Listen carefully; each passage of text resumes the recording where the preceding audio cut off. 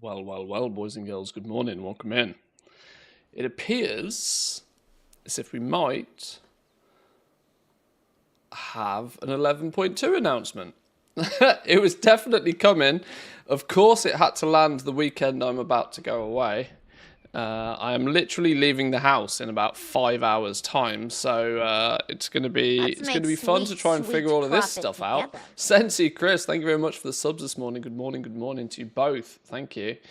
Who else we got? Goldson, Shalida, Loot Fever, welcome in. Good morning, good mornings. Yeah, loads of stuff to have a little bit of a look at today. Loads of stuff. Are you just glad to see me? Both, I hope. It's I do have the PTR open. I have not. This is my old character. I like to delete all of my characters, but I wanted to leave at least one character, even if he's massively out of date, just in case the character copy doesn't work. But what I want to first do is actually get my character prepped and ready for a character copy, e.g. fix his inventory and that sort of stuff. And we'll have a little bit of a look at all of the info that's landed and see if there's any goodies to explore, basically. It is a weekend, a long weekend. Yeah, I'm like I said, I'm leaving the house in like 5 hours and I don't get back till late on Sunday. So I'm missing 3 days this week because it's midsummer. We're going to our summer place to spend some time with the family and to chill out, relax, get sunburnt and drink beer. That's the plan at least. But we got to get some stuff done first. Right, we're going to have to probably... I hate copying my character into the PTR and having like this. So this needs fixing. If we can fix this atrocity, then we can copy this character over to the PTR. Lapping up that midnight sun, indeed. Welcome in, Mr. Wu. Frames game! Frames! There we go. It takes a second. Why have I got 30 FPS all of a sudden? Come on, game. Give me some frames. Am I cooking my graphics card or something here? What's going on?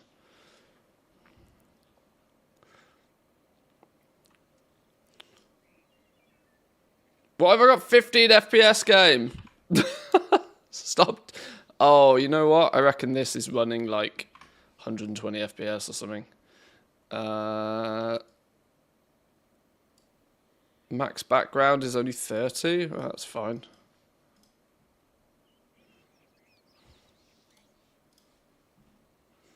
No,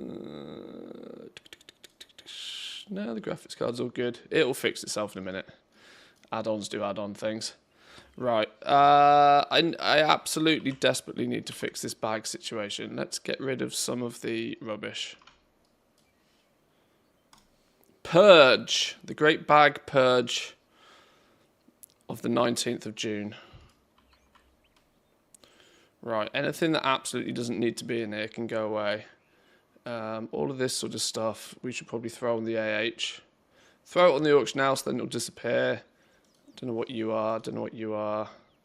Pet charmy things can go in the World Breaker membership, which I know for a fact I've been keeping for a reason, but can't remember why. Darkmoon game tokens just go away. That can be sold. These can all be sent somewhere. These are random ass BOEs from doing some time walking last night. You can go away. You can go away. I don't believe these are worth anything. You can go away. 650 weapon. Not going to beat my 681 crafted. Tier shoulders. I should keep tier shoulders just in case we need to switch around anything. Non-tier shoulders though. Technically need to upgrade those in order to... Do we need to upgrade those in order to get an appearance or something? Whatever, see you later. Soulbound, Warbound, don't care. Champion, no, go away. Warbound, I've got loads of them.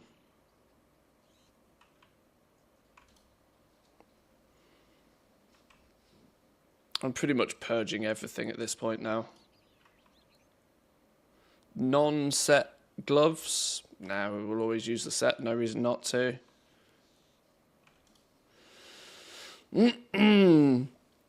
In southern Finland, they're promising 17 degrees and rain showers for Saturday. I'll take the 17 degrees, please.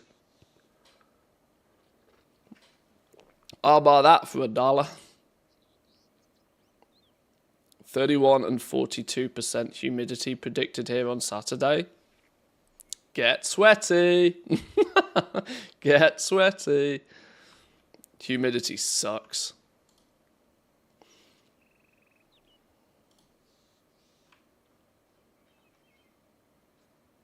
Our summer place is by the sea, though, meaning that the humidity is never outrageous because the sea sucks all the humidity away.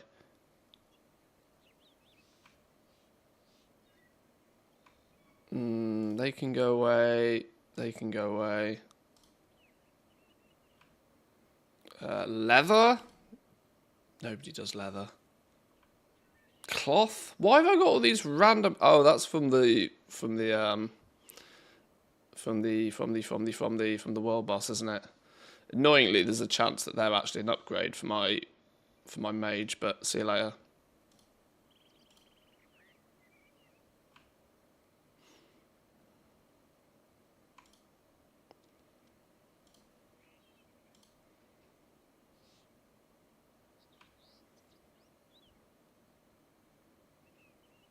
Crit verse. Never gonna want crit verse. Haste verse. Never gonna want haste verse. Always need rings, but I still can't be bothered. Get rid of it. Funhouse lens, reverb radio. These are all trinkets. Trinkets which are all on the hero track. I'll keep the hero track trinkets. Wow, so many hero track trinkets. Is that the same one? Yeah, you can go away. And we've got one of you on the hero track. And turbo drain. Yeah, see you later. Random ass tabard, who cares? Materials. Don't want those anymore. You know what? Now that 11.2 PTR is landing, I am already... My brain is already getting ready for next expansion. Now, I can feel it in my... I can feel it in my bones. Sweetie's diamond-studded spyglass. What the Christ on a bicycle is that? It's a reagent that can go in the bank. Right, okay.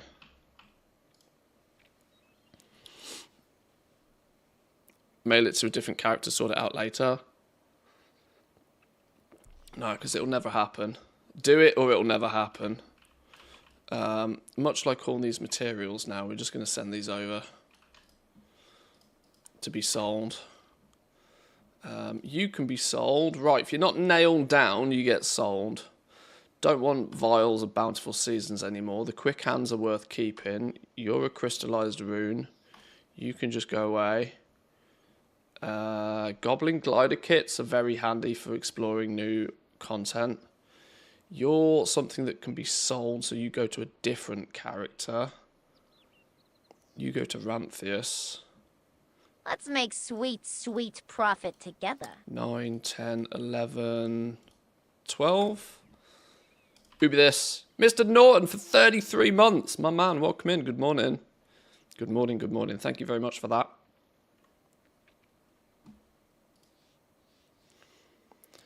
We've not actually dived into 11.2 yet. It's on the cards for today, but we're about 15 minutes into the stream, so the plan today is to at least have a look. Is that your wallet? Or are you just glad to see me? I don't know what that does. Both, I hope.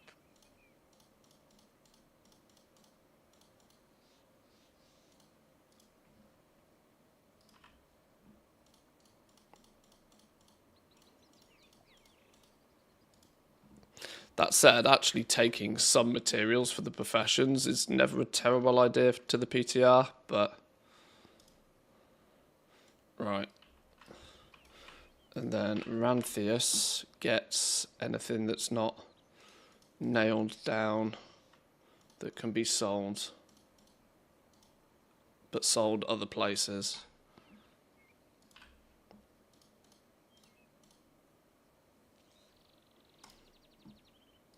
And then the rest goes in the bank. Wonderful. Stuff that needs to go in my bank. Stuff to go in my bank.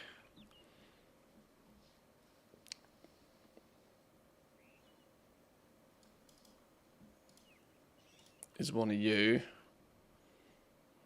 I missed a piece of gear there. Gil Tabard should probably be being equipped, to be fair. Beladar's Bounty, Exquisite Muscles. These are recipes I need to use. I already know that. Delete. Mop, Time Walking. Delete. Remnant of Azeroth. Drops from the last boss of any battle for Azeroth. Time Walking. I can always get it again if I want it. Lily's Locket. No idea what Lily's Locket does. See you later. Cracked Keystone. Oh, no flipping Keystone. Flipping Keystones. Relic of Crystal Connections. Secrets of Azeroth. Is this the thing that can't be deleted? Is this what's still in my bags? Cannot be destroyed. Alright, well, in the bank forever it goes. Dream Surge, Dark Moon, Void Cat Collars. That goes in the bank. Crackling Shards. Gear Tokens, you lot go in the bank. Checklist will finish. Mechanicas. These are a currency. Sure, in the bank.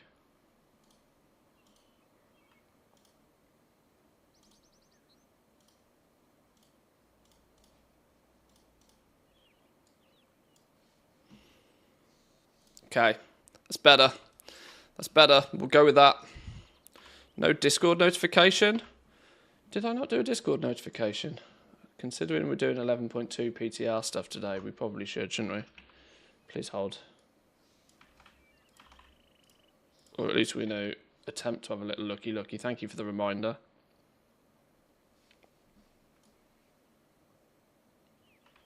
Just give me housing. Housing is coming soon. Right. That is... That'll do. That'll do. That's clean enough to go and explore. Log out. Yo, Mr. K-Chak as well, by the way. Sorry, I missed that one. Thank you, my man. Appreciate that.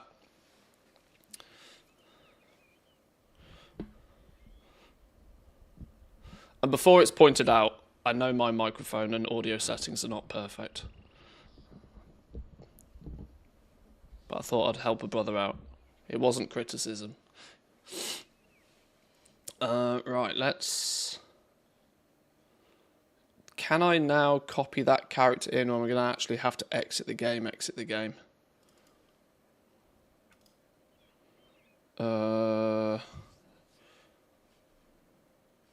I'm going to close the client just in case. I really want that character to be saved in that format.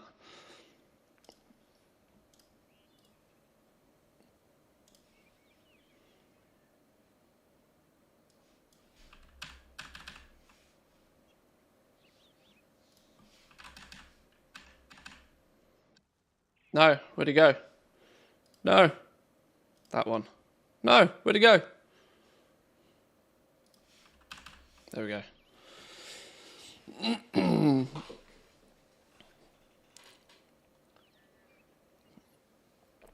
Right, let's copy. Please, copy character work. Oh, it's a good start.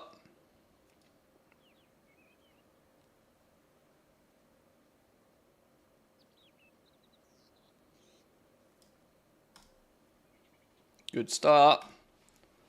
Welcome in, Bakoto. Good morning. Adrestia, good to see you. Good to see you. Yes, copy Manthe from Draenor.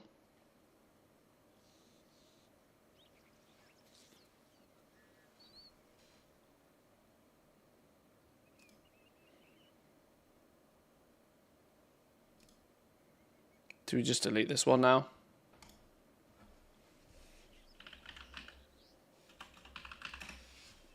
Delete the old one. Right.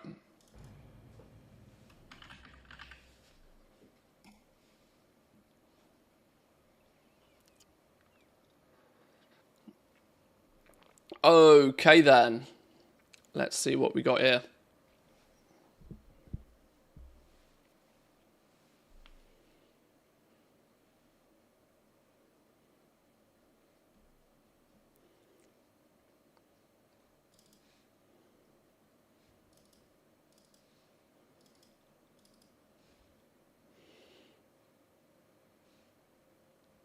Should probably kill some rares at the same time, but maybe wombo combo too much might kill things.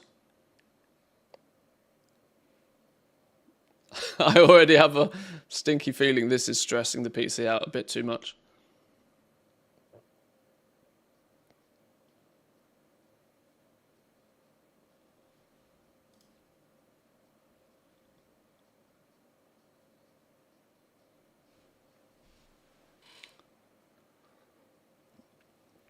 Is it going to load? Is it dead?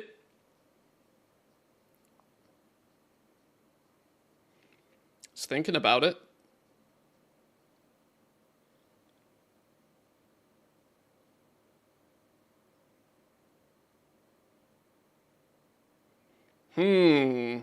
This is a good start. Should we just start reading Wowhead?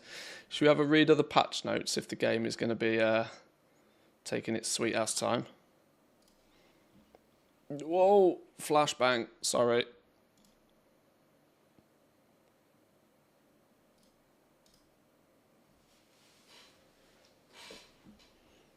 Can I find some official patch notes? We'll look at all of the guff in a minute, but I want the official PTR patch notes.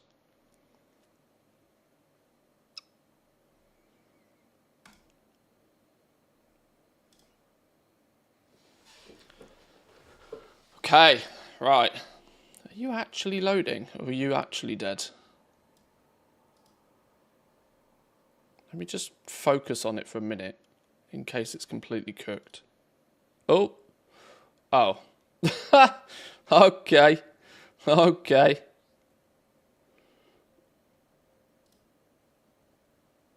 Alright, well, we'll try that again in a minute then, I suppose.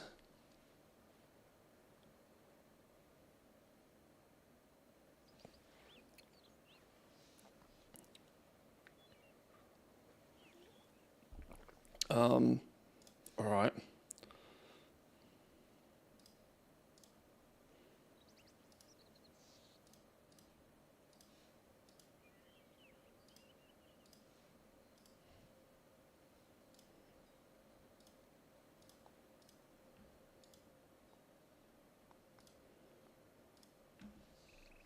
Okay, right, patch notes. We'll try log in a minute.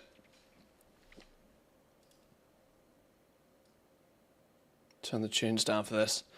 The War Within Ghosts of Koresh development notes, also known as Korthia 2.0, from what I've seen so far. Continue the War Within campaign. Actually, the Ghosts of Koresh public test realm is now available for testing. These changes are for the first week of the PTR testing and do not contain the full patch notes for the update. These will obviously come in time. The Ghosts of Koresh, the campaign continues as more pieces to a troubling puzzle fall into place. With the release of this content update, players will be able to immerse themselves in the War Within story as it leads up to the next chapter of the World Soul saga, Midnight. There is some unfinished business to be had on Koresh, and the scepter of an old enemy looms large. Forces with ill intent are determined to bring forth Demencius, the all-devouring, once more to finish off the Ethereals. Could Could he arise, Azeroth will be in peril from this dangerous Void Lord. So we're killing a big Void Lord dude. A big purple Bluebrius, I think he was referred to in the in the little preview video. We'll watch the preview video in a minute, I think, maybe, possibly, although it didn't say a lot. We get to explore the shattered world of Koresh in the PTR now. Home to the Ethereals, Koresh is a fragmented, void-touched world, just waiting for players to explore what remains of this little-known land. Shadowy forces walking towards bringing Dimensius back into the world. Players will need to gather their allies in a bid to stop him and his followers. You'll fight alongside Illyria and her mentor, Locust Walker, amongst others, to end the clear and present dangers that he poses. Players will also have the opportunity to explore Tazavvesh, the Veiled Market, work towards restoring the ecosphere in the Echo Domes, and go phase diving, whatever the hell this is, and more. Already intrigued. Tazavvesh was a cool dungeon. I didn't actually run it that many times. It came as a mega dungeon, I think, if I remember correctly. But if Tazavvesh is going to be like our main city area, sounds pretty cool to me so far.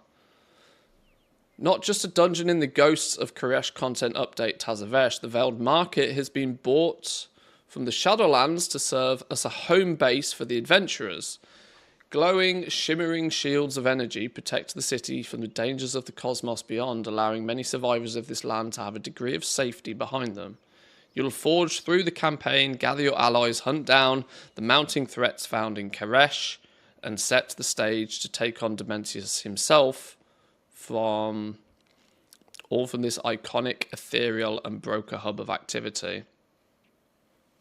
So Tazavvesh is going to be like our main mini-city. Reshi's Wraps, the upgradable artifact. Some people have already been saying rip tailors. If you've been tailoring and you've been making a pretty penny crafting everybody their cape, maybe find a new hobby, because not many people are going to want capes when everybody's got an upgradable artifact cape. Harness the power of the ethereals and see the world through their eyes. An artifact cloak. Reshi's Wraps can be used to transform into an energy form, much like the ethereals, to interact with the world in a new way. You'll use the wraps to take on new type of content, phase diving, as well as using them in the Mana Forge Omega Raid, the open world, delves, and more. So it's absolutely mandatory. It basically feels like you can't do any of the content in 11.2 without at least getting your artifact first. So they absolute better not make it a chore now that I've got 100 level 80 characters. I started getting my belt on my toons yesterday. I think I've got the belt on about 10 characters already, and I'm not looking forward to getting it on the rest of them. But I suspect if I do get the belt, it will last out the expansion, I would assume, on all of those toons.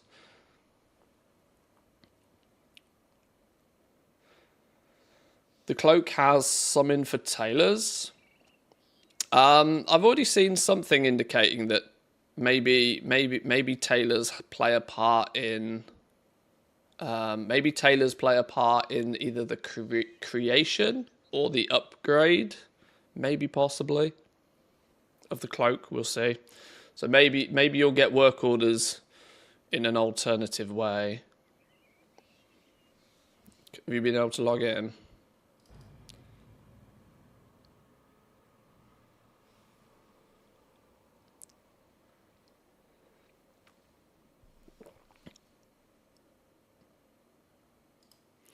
All that's doing. Any bargains? Some random ass trinket scale. No thanks. War-torn cloth scrap. What even is that? War-torn cloth scrap. Why is there 98 of them all of a sudden? What the hell is a war-torn cloth scrap? I am not buying these in any way, shape or form. This is bait, but I'm intrigued by what it is. I'm not that intrigued.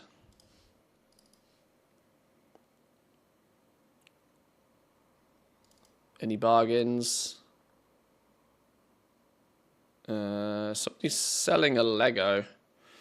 Somebody's selling one of the old crafted Legos for 65k. It's still crafted.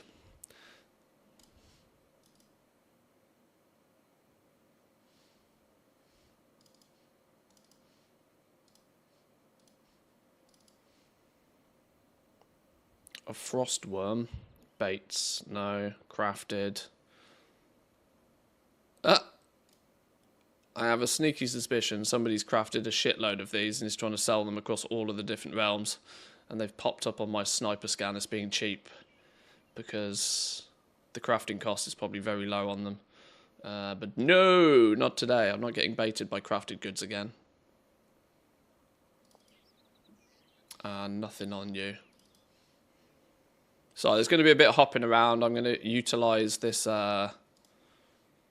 whilst we're reading patch notes and stuff to be scanning for some deals on a few realms.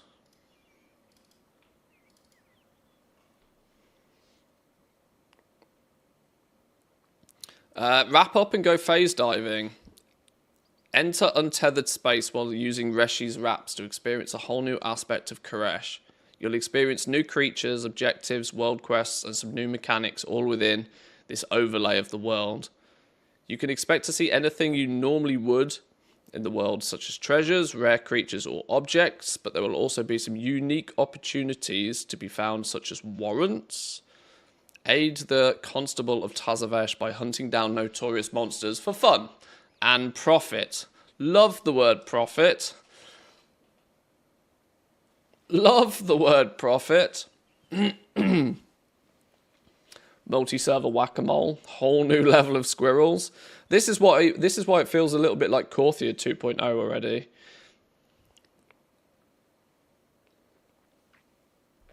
Korthia had the ghost phase that you'd dip into for some various reasons. I can't quite remember. I remember getting a few of us into the ghost realm in Korthia to go and pull a big chest somewhere.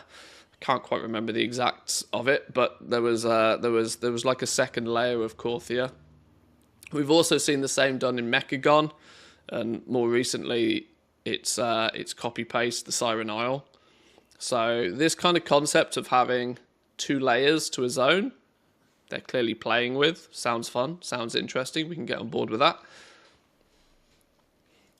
It's going to be our new artifact that's going to be the button that lets us in, at least.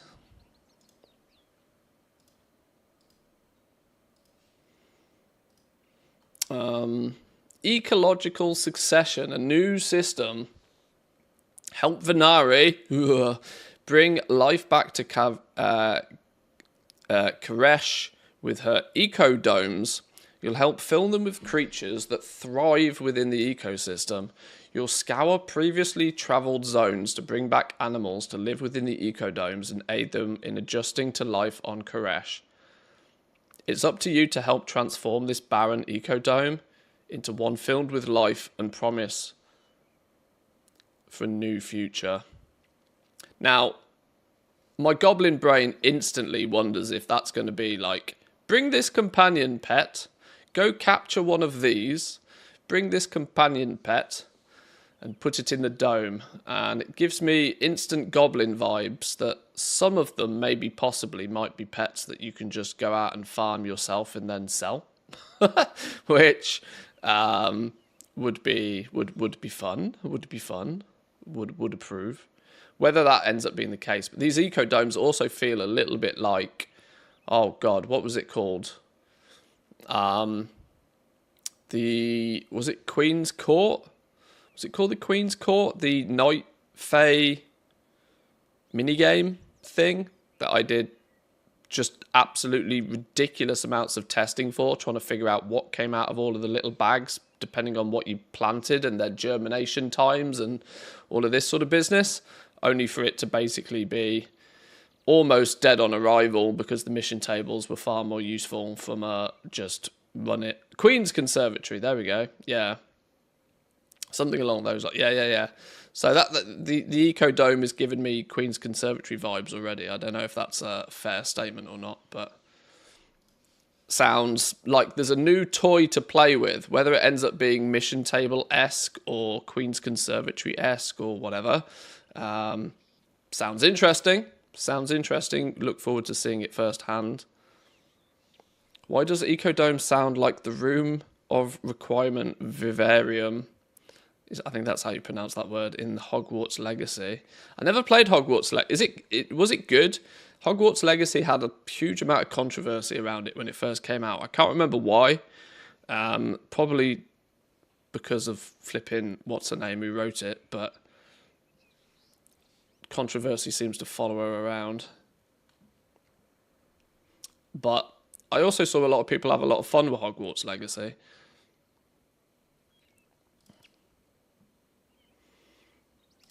Love me recipes for 75 gold. We take those all day long. Guardian belt for 500 gold. Probably not going to sell all that much. Gilnean, something or other. Rings tend not to sell very well, but people do love epic. Star belt, classic tailoring. There's no way that's 40k regional sale average. That's cap. That's somebody has sold one for 40k in the last 60 days. Yeah, no thanks. Deathwing cloak. Too low of a sale rate for me to be too interested in those. If it was 50 gold maybe, but not 500 gold. Next.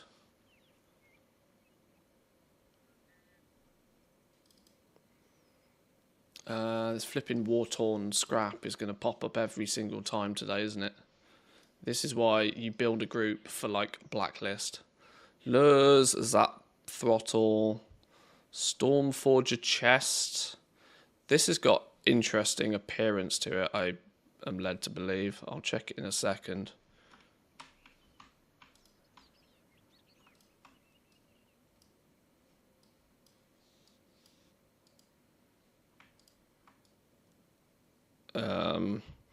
Yeah, it's kind of 50-50 slut mog. Now, titties on a fox don't make sense in the first place, but sure, we'll have one of those for flipping. It's not a phrase you expect to say at 11 in the morning. Scraps, polar cord is crafted. Soul cloth vest is also crafted. Cheap mind, but rustic walk. That's also too expensive. Somebody's having me on with the price of that. And this is all crafted gear again. Nope.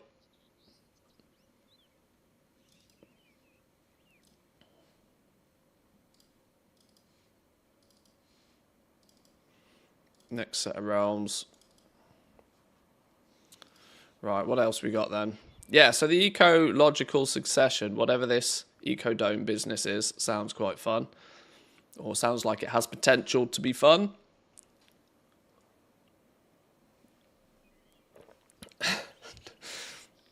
Anybody know why I made 7 million yesterday from selling overpriced materials?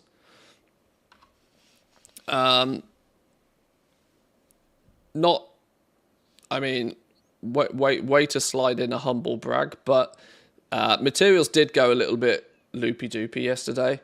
I think it's for a couple of reasons. One, the speculation is starting to grow and people are starting to stockpile. Two, there has been a significant lack of materials in the ecosystem generally. Very, very little amount of materials in circulation currently. Three, there's very clearly been a ban wave quite recently, which maybe now we are seeing the end result of. Is often a bit of a delay from a ban wave happening before it really impacts the prices on anything, because oversupply of stock has to be churned through first until things start getting a little bit short. Yeah, probably a bunch of reasons. We're probably now seeing the materials start to come back up again. Now, for some reason, leather doubled in price yesterday. I don't know why that Don't necessarily know why that happened, but I'd also suspect just as fast it will crash again. So the Mana Forge Omega Raid. A massive facility built on the planet to harvest cosmic energy. Players will fight their way in and through this raid to take on the Shadow Guard Ethereals, who have set their efforts towards reviving Dimensius. I'll join with your allies to ultimately fight Dimensius in a cosmic battle of truly epic proportions to stave off what could be the end of Azeroth as we know it. Dun dun dun. So what is it? 1, 2, 3, 4, 5, 6, 7, 8 boss raid with 1 optional encounter. So realistically only 7. Okay. Will be available for testing later. Not available for testing now, but at least we know that there's an 8 boss raid.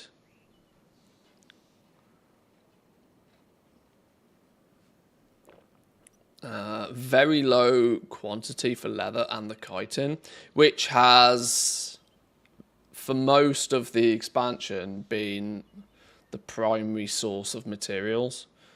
This is what makes me think there's been a ban wave that's happened, and it's taken a little while. Well, I know for a fact there's a ban wave that happened. The ban wave happened at the beginning of the month, but it can often, like I said, it can take a couple of weeks before the oversupply of materials starts to dry up, and then as soon as they dry up just enough, they get hoovered off the market, and then the prices start to stockpile. Because what you tend to notice in most material markets is about 80% of the actual stock is within, 1 gold and is all there. But then once you burn through that little stockpile, that wall of materials, then you start to see like the price can rapidly go up when stock depletes, which could have been what's been happening. But don't know. I sold a bunch of materials yesterday as well, but that was from doing some thaumaturgy for a while.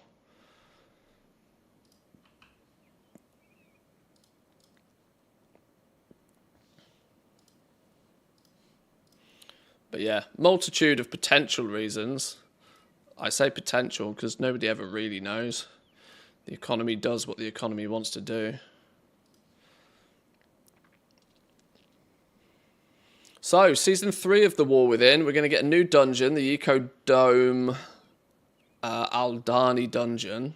Season 3 of The War Within brings a new dungeon, the Eco Dome Aldani. It's a 3-boss dungeon, so it should be quite a small, quick, efficient one to do, where you'll encounter a variety of creatures, including devourers who are consuming the life found there. You'll also face the wastelanders who have dug in and learned their purpose within the Ecodome. New dungeon will be available immediately. This is something that they did specify yesterday, that you'll actually be able to get going straight away with a lot of stuff. There's not going to be like that 1 week kind of chill out, here's a new patch, go explore the new zone sort of feel. The season isn't going to start properly, so the mythic dungeon and the mythic dungeon and whatever won't be available like instantly. The raid won't be available instantly, but they will be giving us normal, heroic and mythic 0 dungeons to do day 1, so people can get out there and start getting what will be, I think, champion gear week 1 from the mythic 0s, I believe. 3 bosses, Azika, Tabat and Azwaz, and the Soul Scribe are the 3 bosses. There's a new dungeon pool for those mythic pluses of you out there. Welcome in, Rose. Good morning, good morning. I should use your full name, Drizzling Rose. Welcome in.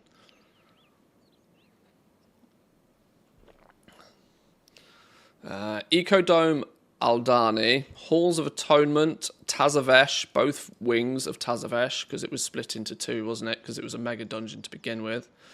Arakara, Cities of Echoes, the Dawnbreaker, Priory of the Sacred Flame, and Operation Floodgate is the new dungeon pool. So get practicing on those if you're bored in Season 2. Tazavvesh will also return as its full mega dungeon and will count as a mythic +10 regarding the weekly Great Vault, which is interesting. I wonder if it's The fact that it counts as a mythic plus 10, is it going to be tuned like a mythic plus 10? Or because it's a mega dungeon, is it going to be lesser, but if you just do your mega dungeon, you'll get the equivalent of a plus 10 in your vault? I don't know. Volumes overall do feel low. Been trying to squirrel stuff away for the last month, similar to Season 2, but seemingly seem to be finding it much harder to find reasonable value stock in bulk. I wonder. Now, I wouldn't want to take full or even any credit for this particularly, but I wonder if the sort of, the talkings of squirreling stuff away and, buying up a bunch of stuff ahead of time to then sell later. I wonder if all of the talk of that going from Season 1 to Season 2 has led people to, just buy up a bunch of stuff much quicker, much sooner, much earlier.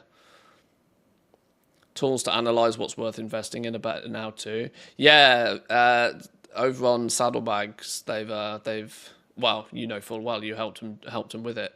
There's Saddlebags is given some sort of data analysis tools, which is good.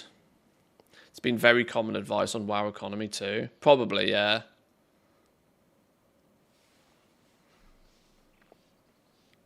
We're going to get a new delve for the Archival Assault. Hang on, let me just quickly check for deals before we do that. Some gigantic bag. A toenail.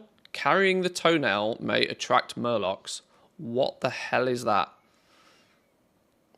Useful when fishing in a Zuna. Alright, we'll leave that the hell alone. Lean wolf steak recipe. That's far too expensive to buy a recipe. Tearhold visage. I do like me cosmetics, Do like me random cosmetics, but that also feels like somebody knows what they're doing with the price on that. We'll leave those alone.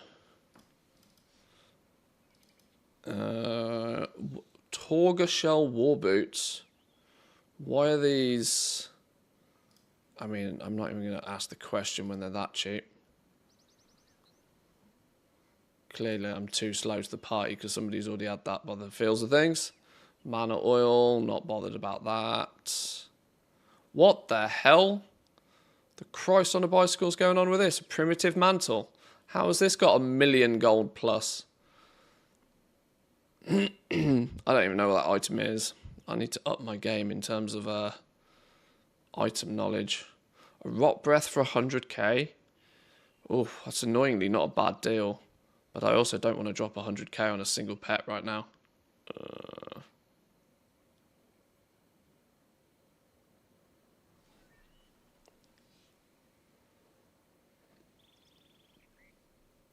He spelt my name wrong, but I'll forgive him. You did too. Did I? Wait, what?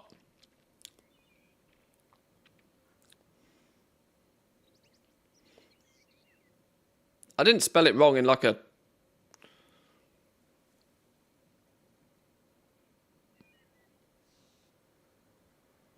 Oh, hang on, you were replying to Bakoto. It wasn't me. I thought I'd got your name wrong in a thumbnail or something. That would be real bad mojo. What the hell is a primitive mantle? What is the bait shenanigans going on this? Can't even see what it looks like. Primitive mantle.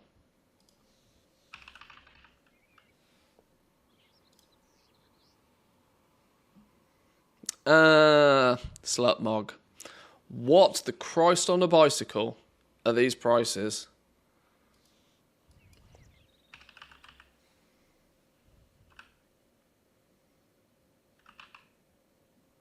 Primitive mantle.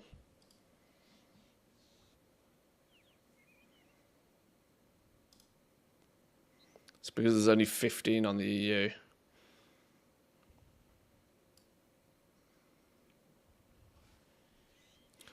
That's an interesting one.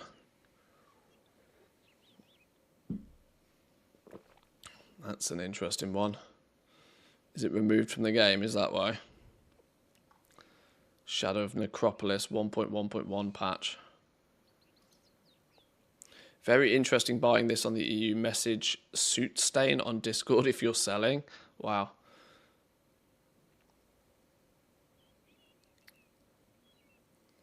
I have all the comments are just people trying to sell it.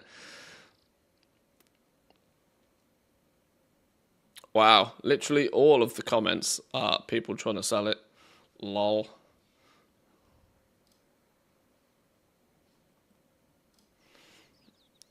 Okay, well, I'm not going anywhere near them. I'll save them for K-Chak. The fact that they have a 1%, like, they actually have, well, that's an indication that one has sold because it's got sales data. Somebody spent 1.2 million on this recently, which is actually bonkers.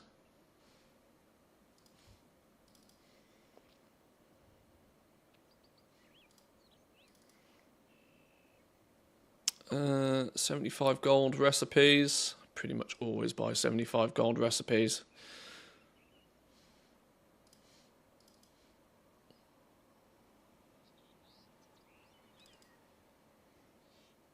A flying machine. It's crafted, mind. Easy flip, though. Oh, there's 3 of them? Oh, well, whatever.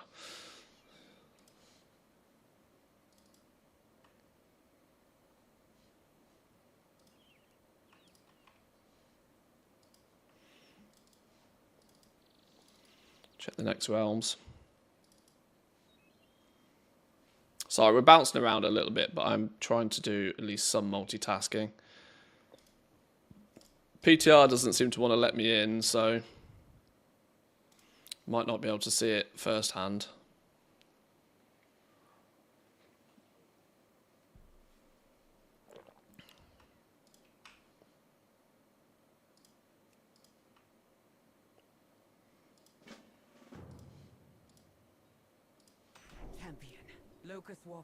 Oh, we're in. We're actually in. Oh my god, look at that UI. We're in.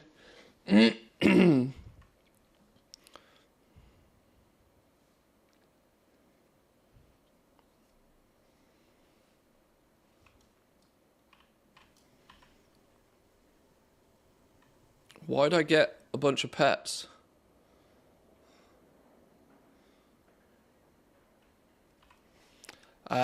Right. I done goofed myself last time by... Right, account data. I should copy account data now, shouldn't I? Before I do anything. Copy account data now.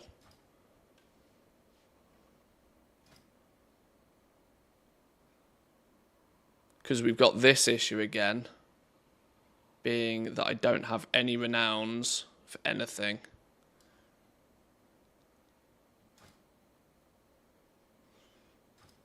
Which I tried to rectify it last time by doing an account copy.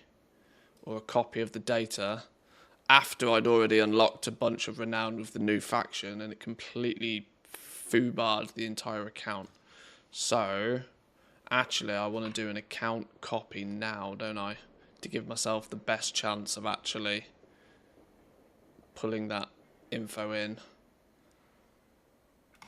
So I know I've just logged in, but I need to log out again. This is where we go. We do copy character, but we copy account data from Europe once it loads. Yes. Please just work. Copy in progress. Do your thing.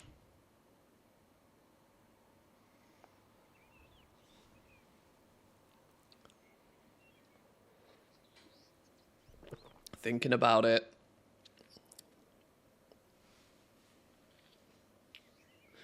Do we seem to be in a vicious cycle? We literally just got the last patch, and the same day we're talking about the next patch. Yeah, but 11.17 doesn't have anything in it. It's got a couple of quest lines and overcharged delves. Overcharged delves is a day job. You'll do it you'll go back into your overcharged dells a couple of times in the next week to upgrade your belt to item level 700, but otherwise 1117 is not got anything in it. So it's actually the best time for them to drop the 11.2 PTR, because, yeah. Spent 300k on some tier 3 Myco Bloom, 11 gold 50 the other day. Gonna risk it for the potential gain. It will cover my thaumaturgy for like a couple of weeks. I have no real knowledge of what Myco Bloom is or has been as of recently, but best of luck. This account copy doesn't seem to be doing much. I would have assumed it would have done by now. Maybe this is another one of those we just leave it and see what happens situations. 12th of August patch release, maybe? Well, you could almost... I mean, 8 weeks yesterday. I'd almost put money on it being 8 weeks yesterday. So whatever the clock says now, 8 weeks from yesterday. So 1, 2, 3, 4, 5, 6, 7, 8. Yeah, 12th of August. 13th of August. Pretty strong chance that is the case.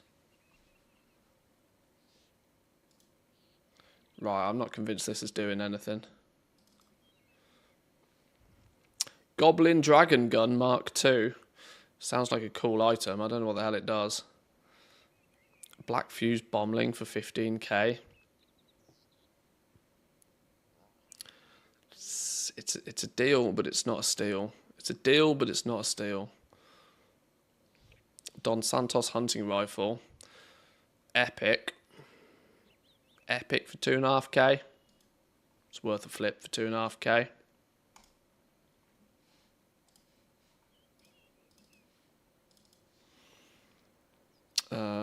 Crafted and ring. Nope.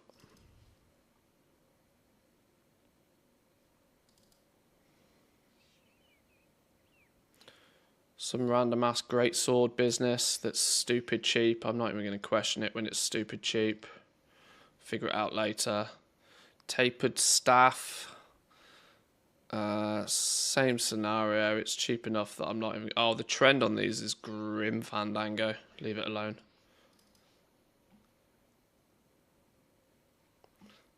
Means it's probably a bait item. Squire's Pants, Royal Satchels. No, I'm not bothered by any of those. That said, Royal Satchels, I'm pretty sure I could take these places. Aren't Royal... Which is the bag that has, like, a time limit on it? It's a Miss Pandaria bag. When did Royal Satchels get added to the game?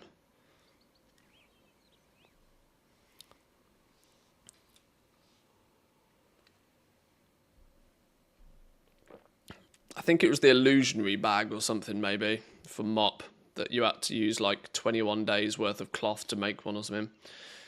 You staying away from crafting completely until the next patch or midnight?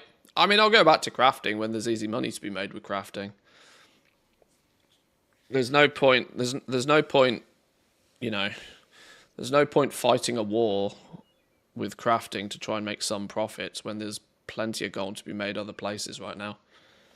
I'm making the best part of 10 million a month from this flipping Mechanica farm, so like it's got crafting's going to have to really put in a shift for it to be able to make me much more than that right now.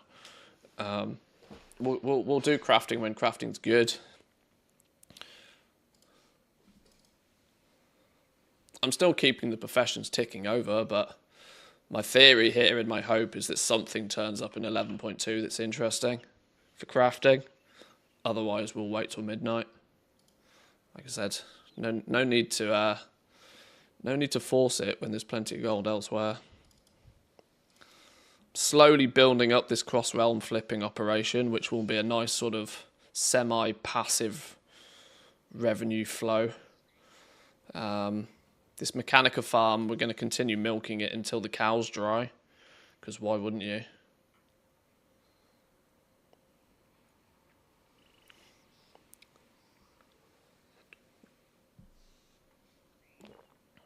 I know crafting's kind of like my bread and butter, I guess, to use a phrase, but like I said, there's no point. There's no point fighting for...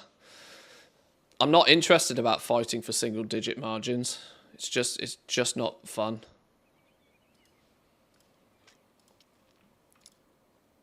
The reward isn't strong enough to bother. This character copy just isn't doing, is it? And this is also likely to lock this account until this does or says something, which is a bit of an oops, bit of a whoopsie. We'll go back to some patch notes. Where do we get to? Oh yeah, there's a new delve coming. Found within the Azure Vaults in the Dragon Isles, you'll encounter ethereal pirates, brokers who are plundering the delve. Using Reshi's Wraps will unlock unique challenge gateways through to bosses or challenge rooms.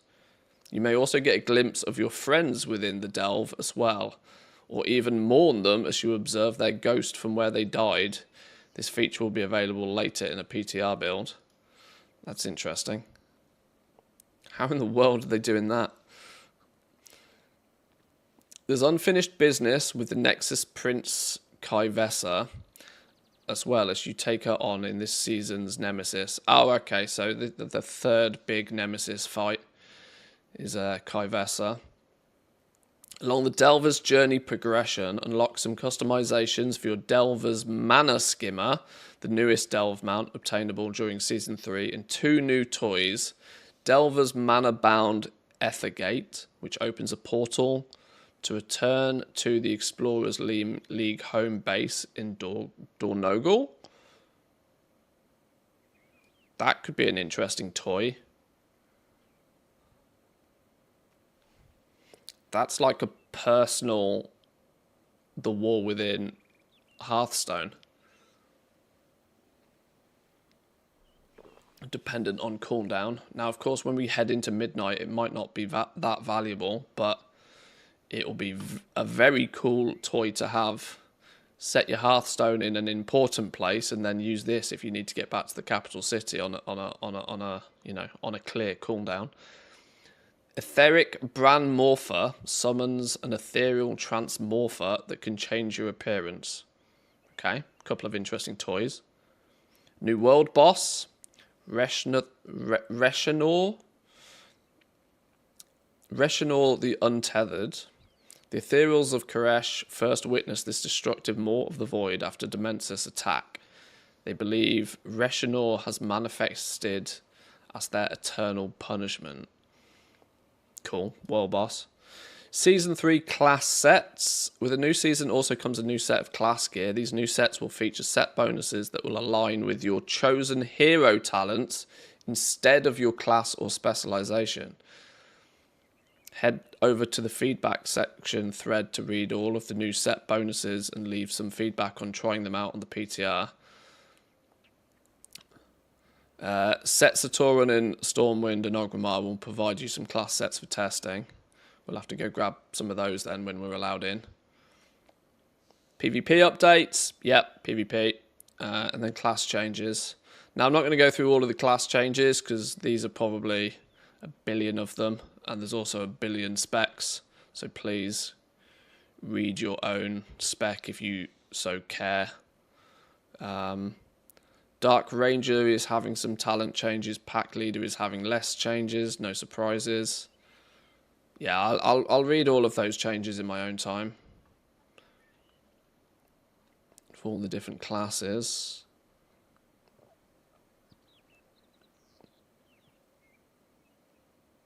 Dungeon checkpoints are now going to evolve into waystones with a more visual representation of unlocked checkpoints. A new icon will appear on the map showing you where the waystones are within the dungeon.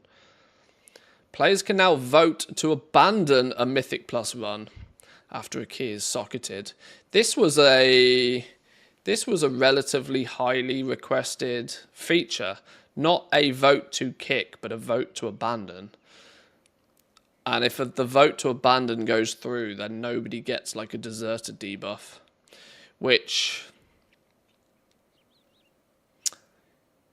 unironically feels quite smart of an idea. since random people choosing to leave a Mythic Plus, getting the Deserter debuff themselves and bricking a key when maybe 4 other players were not. So it makes everybody have to say, yeah, okay, this run is in the bin. Let's all leave, which I think is quite clever. You don't get a Deserter debuff for Mythic Plus, or bricks the key, whatever. Being able to vote to abandon it is probably a smarter way of doing things. You ordered a new TV? New TV day is good fun. Smash on a 75-inch TV? Yeah, that'll be good. That'll be fun. 75-inch TV is big, by the way. This is 77, and when I got it, it was flipping huge. This was the compromise. I was looking at an 85-inch TV, and I was going to actually mount it up on the wall, and I was like, no, that's 85 is ridiculous. But even 77 inch is flipping huge. People go toxic with that vote. I call it now. They'll troll you and vote no. So you have to leave to get the Deserter. I mean, yeah, trolls will always do troll things, but I think being able to vote that this key is, you know, this run's cooked. Can we all just call it here instead of like waiting for somebody to rage quit, maybe? Players who leave runs before completion, the timer ends, or a successful vote to abandon will eventually be marked as a keystone deserter in the pre-made dungeon group finder. Yeah, so in essence, you have to now, you have to. It has to be a team decision. It needs to then be a team decision that this one's done. Let's peace out.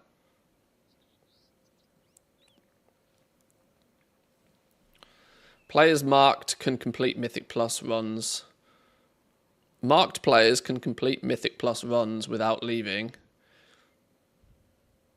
even if untimed, to bring themselves back into good standing and drop their mark.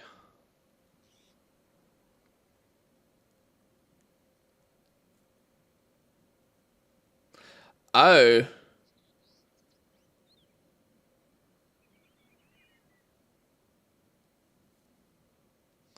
So, if you get marked as a keystone deserter, it's not just a time thing.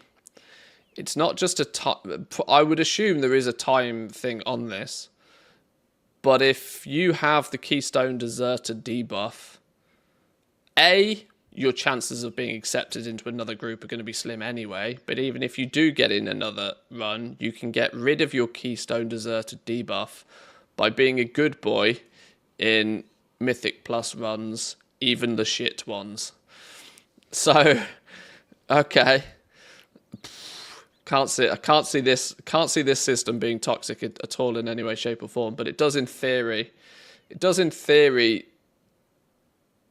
filter out the bad actors, I guess.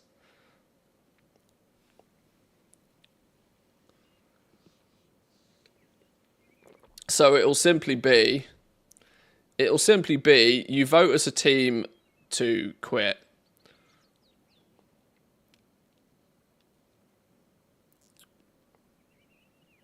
But you do have to vote as a team to quit. That's why I don't do Mythic Plus. Literally, it's just stress even thinking about it. Just even thinking about the potential of going and doing Mythic Plus makes me feel icky. That's why I don't bother. Reduce the mastery scaling of Seer's Circlet. Nobody cares. PvP changes for all the different classes. Professions! Right, talk to me. Talk to me. New gathering materials. New gathering materials. New Koreshi materials can be exchanged for Kazalgar materials. Oh boy, oh boy. The vendors that you can exchange these materials for are Omuzu and Omreka. An introductory quest line will trigger when players gather new ore or herbs. So there's new herbs and ore, yet they are not going to be used for anything. They have to first be converted to other materials. Instant day one vendor for new mats. Oh, that's interesting. Something is better than nothing, but that's an interesting concept, that we're going to take new ore and herbs from the new zone and they will be converted, presumably at some sort of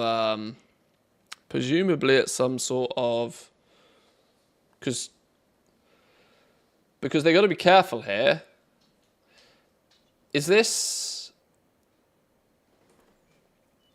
How's this going to interact with thaumaturgy? Because I would assume one ore or one herb will equal one of any other herb or any other ore. In theory. This will... Now let's assume that farming ore and herbs in the new zone is at least as efficient as farming herbs or ore in the current zones. Let's assume for a minute. Let's assume that the amount you can farm in any given time is about the same. If the exchange of the ore and the herbs is then 1-to-1, then that produces a normalization on all of the materials in terms of supply. But as we now know, materials are not super normal. They're normalized through thaumaturgy, but they're not price normalized. Okay. What I'm thinking here is that farming materials in the new zone, you would then exchange them for the herbs and the ore that are the most valuable herbs and the ore at any given time. But when everybody, say for example, when everybody converts all of their materials into, everybody converts them into whatever the most, lure drop, for example. When everybody convert, and how are they going to deal with quality here? Quality 1 herbs, can they only be transferred? Can they only be exchanged for quality 1 herbs and quality 2 for quality 2 and quality 3 to quality 3? I'm going to assume it's 1-to-1 until proven otherwise. It'll just have the same value as the most expensive current material. Yes, but what it's going to do is mean anybody farming the new materials, you can farm the new materials significantly more, what's the right word here, reliably, safely, because the new materials are going to work like a currency, meaning that if you go out into the regular zones right now and you do some herbing and mining, you only get the herbs that you get, right? So you might get a bunch of bismuth, you might get a bunch of iron claw, you might get a bunch of akirite, but you don't have much of a say in that. You just get what you get. So it means that going and farming in the new zone will provide the opportunity for you to get the new ore and herbs, but convert them all to the stuff that's the most valuable. So it's going to mean that farming in the new zone, even if you don't get as many herbs and ore per hour farming, because you'll be able to convert them into the herbs and the ore that everybody wants that has the most value, it will be a strong proposition for farmers to go spend time in the new zones. And actually keeping your new zone materials in their new zone form until absolutely necessary is the play there as well. Interesting. Bot prevention mechanic? Oh, not really. Not really. I would imagine very quickly, if the quantity of materials available is even remotely close, you will absolutely farm in the new zone. If you're doing herbalism and mining, you're going to do it in the new zone. there would have to be twice as many herbs and ore available in one of the old zones for you to go and farm in the old zones. This is cool. Yeah, there's not really any reason to farm in Kazalgar anymore unless you can get, like, quite literally double the yield. If you can get twice as many materials in the same amount of time, you'd have to be able to get twice as many materials in the same time to go and farm in the Kazalgar zones. That's gonna funnel all of the herb miners into the new zone for sure. Alchemy's getting a new healing potion. Potion will restore even more health than the current one, sure, expected. Umbra Essentia. Oh god. Oh god. Anything with the word Essentia gives me shivers these days. Slink into the darkness, reducing the chance for enemies to detect your presence. It lasts for 20 seconds to 1 minute, depending on the quality, and ends upon moving, with a 5-minute cooldown. It's just an invis potion then. A new invis potion, sure. We're adding a new potion in Ghosts of Koresh that replicates abilities such as the Night Elf racial Shadow Meld to address its prevalence in high-end Mythic Plus play. A large number of top-performing groups rely on Shadow Meld for certain strategies. We're looking to offer access to that utility without it being locked to a specific race, with the goal of reducing the pressure on group composition. Clever. Can't argue that. Clever. Clever. Shadow Meld potion for non-Night Elves. Cool. Makes sense.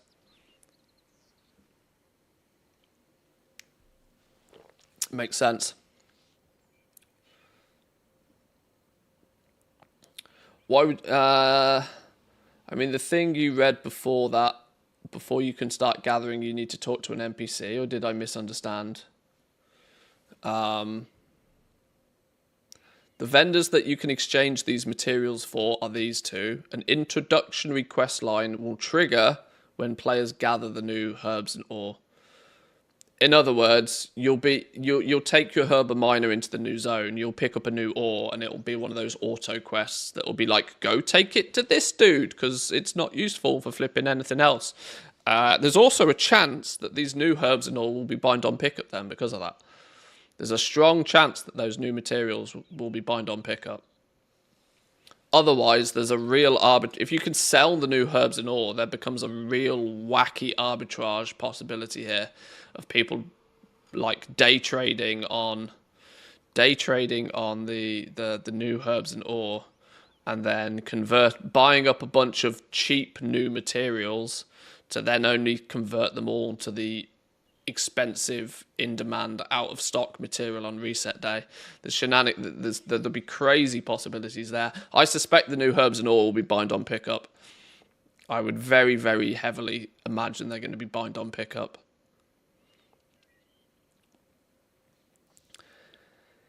Yeah, I mean, the links to Blood of Sargeras is kind of similar there.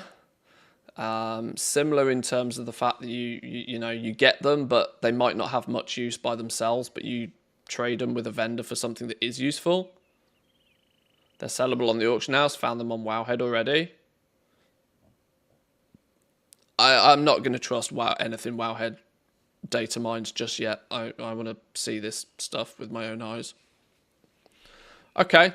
Not much to go by there, but at least there's some sort of interesting thing to go and have a little poke around at. We'll have a little looky. We'll have a little look. This realm's not got anything going on.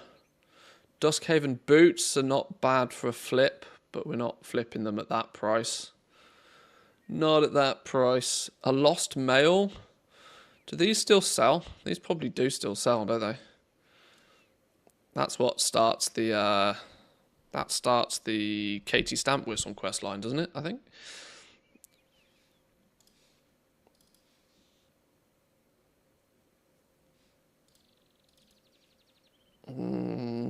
Purple dress, harnessy, doodah. Nothing else particularly interesting there.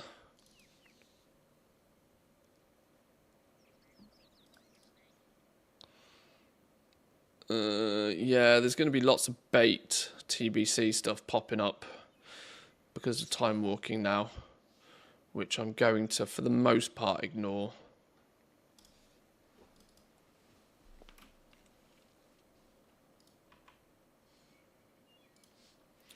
Right, you're going to let me in? No, this character copy just hasn't worked, has it?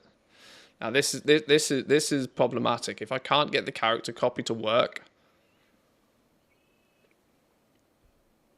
there is a limit to how much I can test. Because I don't want to go in, do a bunch of stuff, and then have to at a later date do a character copy, do the data copy, because you also can't exit this when it starts, so it just bricks the whole account. Well, I guess we alt F4 it then.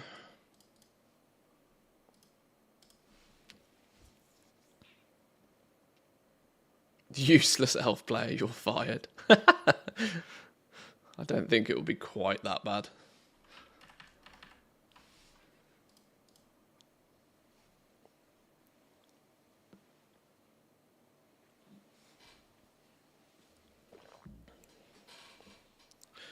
It's going to share the potion cooldown, so then it's going to be about what's better. A night elf plus the potion. Oh, true.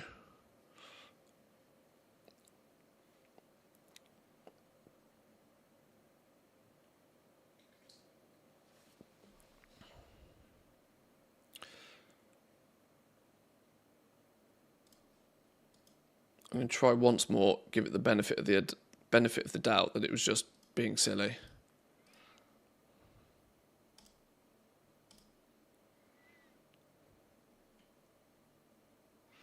Because it looked like it started doing something previously.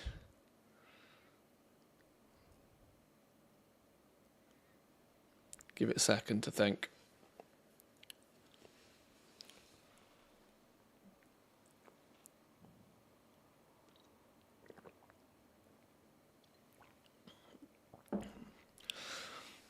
Not that I suspect I'll be doing much herbing and mining in the new zone, but it might be worth spending a few hours getting lazy cash up to speed. He's currently my herb and miner.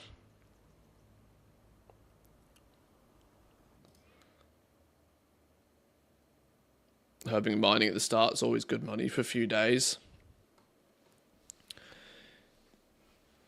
Usually does reasonably well.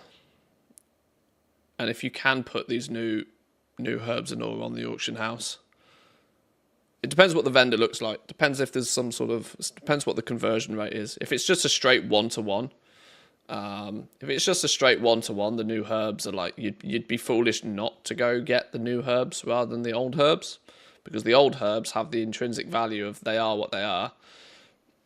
The new herbs acting as a currency to buy any of the other herbs, if it is a 1-to-1 conversion, then you'd be kind of foolish not to just go get the new stuff.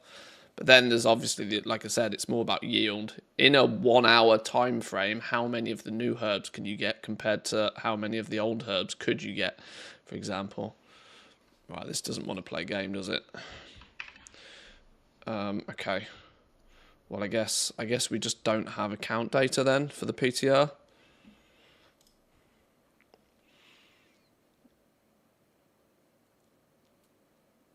Maybe I'll just have to spin up a bonus copy of the PTR at some point if it goes wrong.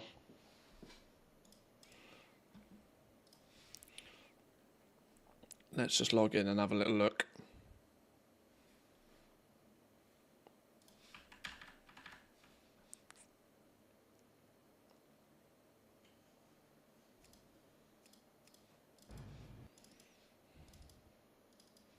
It's not even going to let me log in now, is it?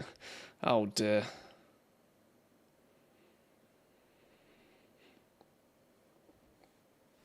Made a spreadsheet of my work so I can track how much money I make every day, and yesterday I crossed the monthly cost of expenses. So from now until the 30th of June, it's just money in the pocket. I love going to work knowing it's money for cool, fun stuff, not just living expenses. It makes me so happy I can enjoy life without stressing. Spreadsheet. Do you not get paid basically the same every month anyway? Most people get paid by the hour, right? Or you partly on commission as well. I guess that can bring some variancy to the income.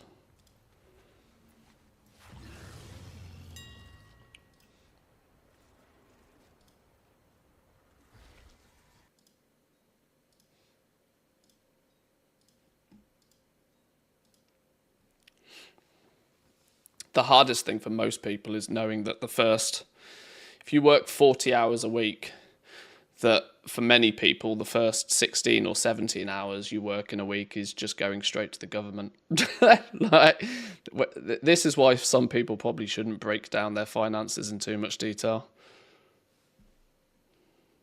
If you're paying like 35%, 35% taxes or something. Both, I hope. You know, when you realise just how much you have to work before you get any money. Is that your wallet? Are you just glad to see me? Oh, Lady Daisy with Both, a 22 years. Lady Daisy, thank you very much for that. Appreciate that. Welcome in. Well, you've been lurking anyway. And Loot Fever with the 6 months. Thank you. I appreciate it, boys and girls. Thank you.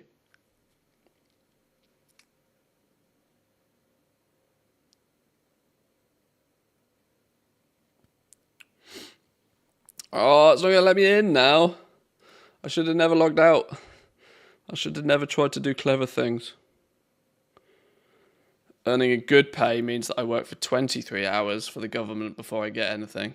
Yeah, when you start earning good money and you're paying 60% taxes, nearly 2/3 of your work week is not even coming your way.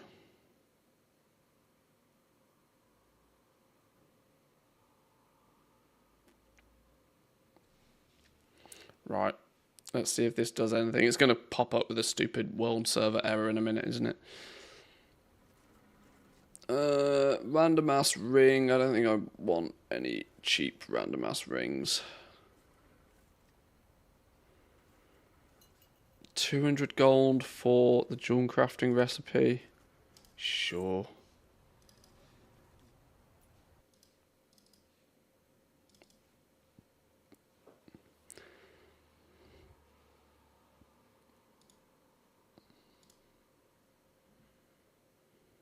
Green leather armor.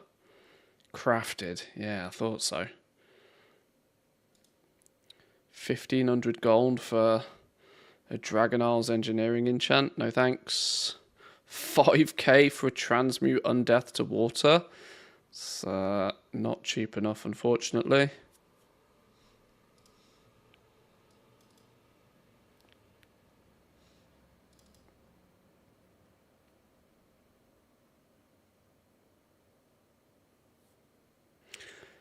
Thundering Skyfire Diamond. Doesn't sell quick enough. Fiery Plate Gauntlets. 25k. That's not a deal. Miststalker. This is Island Expedition again, isn't it? That price is also bait price. There's no way the regional market price should be 300,000 on those. These are tanking in value. Nope.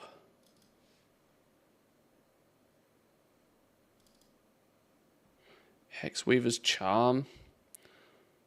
It's worth a punt for 40 gold. Sell it for a few hundred.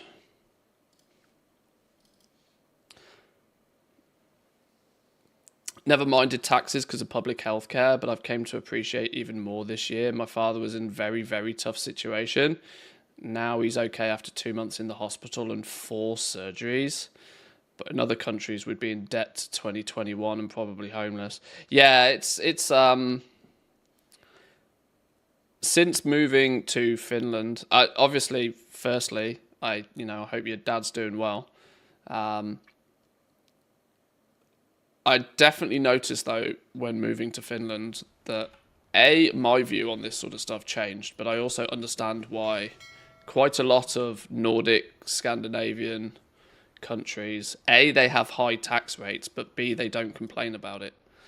And it's all about feeling as if you get value from the taxes that you pay. I can understand why countries like Team America get pissed off about taxes when they also seemingly don't get a lot from them. And obviously they pay substantially less taxes overall. But then when, they have a 500, you get a splinter in your toe and that's 20 grand, please. Like, you just get fisted. Like, being ill in some what are supposedly first world countries can literally make you homeless, which is just madness and shouldn't be the way.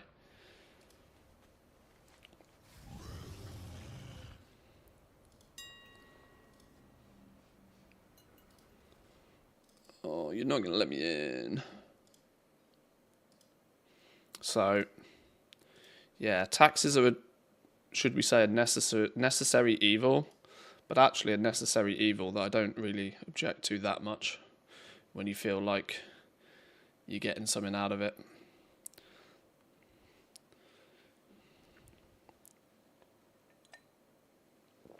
And it can be difficult, I think. It can be difficult if you're like in your early 20s now, I think. Taxes can feel really gross. But in Finland, for example, if you're in your early 20s and you're complaining about taxes, you have to also look at it from the perspective of for the first 18 years of your life, you paid for basically nothing. Your healthcare and your education was completely provided for you until you were a fully grown adult. And even past that, your healthcare is still provided for you.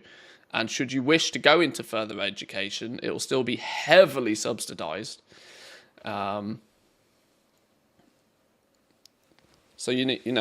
then you start paying some ridiculous taxes. But then when you get a little bit older and you contemplate, or you actually have your own kids, and then you realize that, oh my God, like if I had to pay for all of this stuff,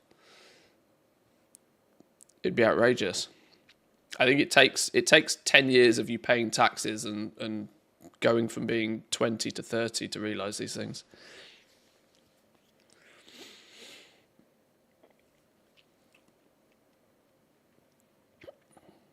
Monthly reminders to give us some new stuff to spend beans on. I will get there. Honestly. Like I said, I'm tempted to change their name from coffee beans to like gold coins. That way you won't feel bad for squirreling them and sitting on a big pile of them. Did somebody reset a market or did they remove some bots? 38 gold for crushed gemstones. Yeah, the markets are just a little bit all over the place right now. There's nowhere near as much supply as I think there probably should be of materials. Okay, PTR's not going to let me in by the looks of things. Mangler's Mark? I don't know what that is. Eye of Chaos. These are very much crashing in price. But I wonder what point I will buy a bunch of these up so that I then just have a bunch of them. Maybe not yet. But 200 gold is kind of hard to say no on. Iron Starlet for 250 gold. They're an easy flip. Flip them all day long. Flip them all day long because they sit on the BIS list of pets for battling. Lumpy, I don't know where you come from, but there's a reason you're probably cheap, but we'll have one of you anyway. I don't mind flipping pets. Oh, doesn't look like I'm going to get to have a look at the PTR.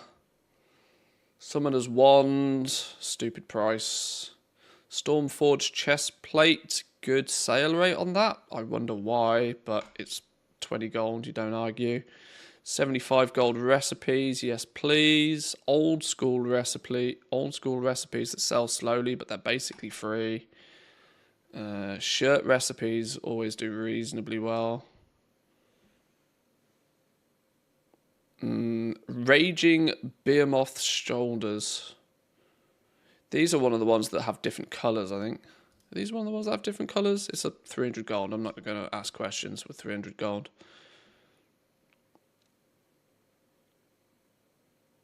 I'm not going to spend that. That's a very carefully calculated price. ETA, the last Titan. Shush.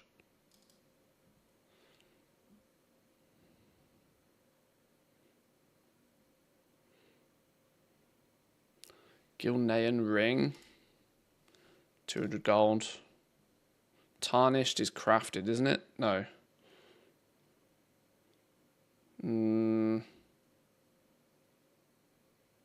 Cheap, but I'm not bothered by them.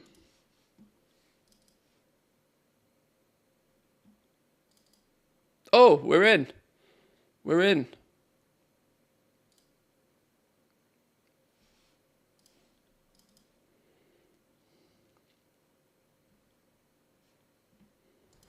We're in.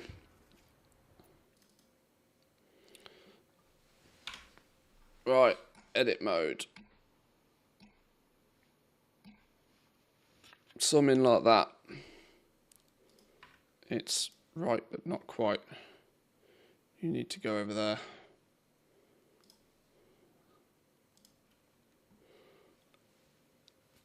I seem to have no buttons or no nothings.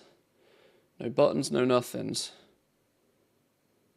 It's not quite right, is it? Is it because it scales weird? Yeah, it's scaling weird.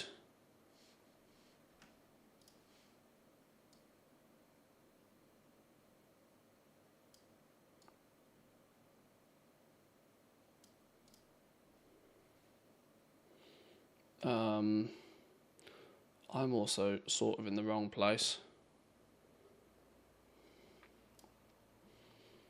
My camera's seemingly in the wrong place, but whatever.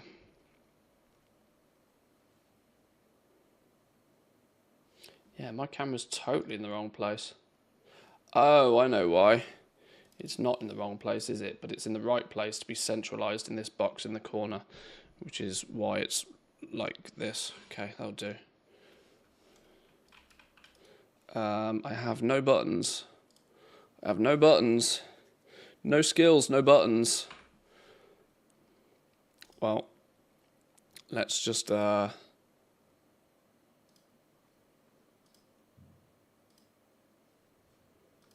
have no buttons. I have no spec, apparently, for starters. What? You only need one button now, exactly, yeah. Talents, start a build, go.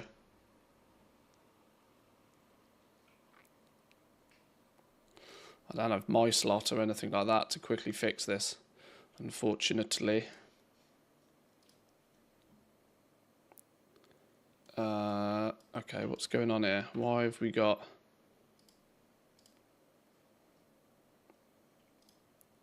Yeah.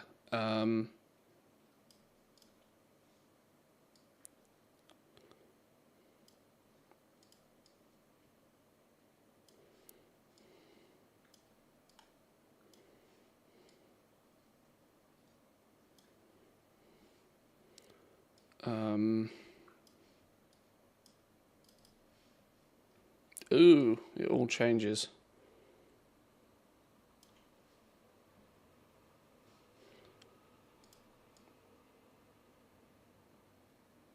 Let's put you over there. You over there. Where's our one button? Where's our one button bar? Oh, the minimum number of bars you can have is apparently 6.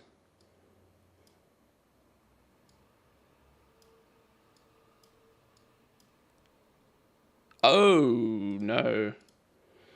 Seems like the PTR's not very stable.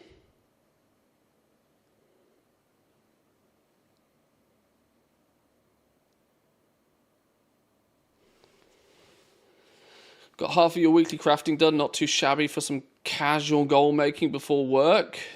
250 tier 3 ciphers, 400 rank 3 bismuth and storm dust.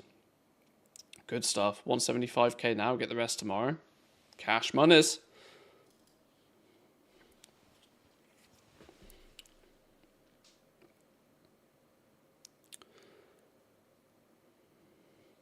I'm so restricted on time today as well that if the PTR isn't going to play game, we might just not bother yet.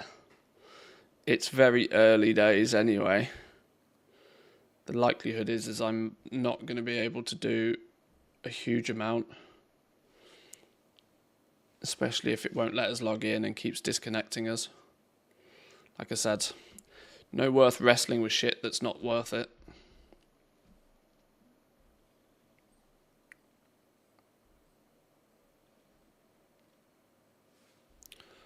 Plenty of toons knocking about that are looking for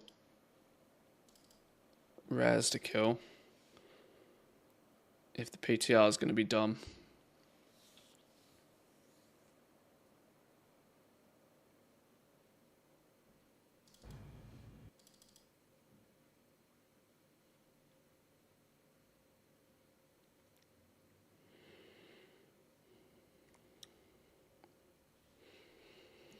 I've also noticed there's a bit of a thing that tends to happen with the PTR is that people pay a lot of attention as soon as it's just announced, like right now, and then they don't pay any attention to it at all throughout its development, and they assume that what they see today is what goes live when the patch launches, and it causes huge amounts of frustration for me every single time because people think that day one of the PTR is what launches, and then when stuff changes, there's just so much. There ends up being floods of misinformation because what we see today, it gets iterated on and changed over the next 8 weeks before it goes live. So there's almost part of me that kind of partially would maybe not want to look in too much detail on the PTR now because what we even what we see, if it lets us in, is not necessarily going to be the finished final form anyway. But it doesn't look like we're going to be able to get in, and even if we do, it's not going to be very stable.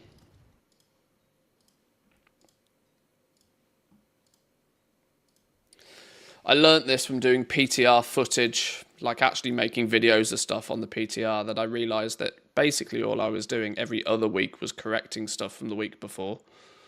Galagio's Grand Gallery has been added to your campsite collection. Thanks, game. Okay. Doesn't look like it saved much of any of my previous settings.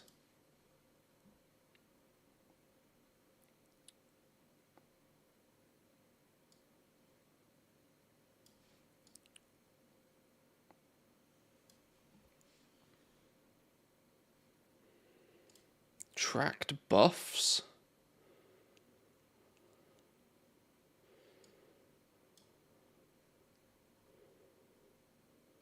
Utility cooldowns. I don't really want any of this particularly. Can you not be there, please? Visible, hidden. Track buffs. Hidden.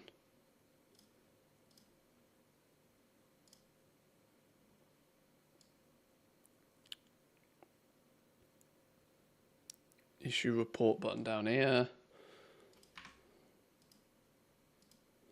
Just give me my single button button.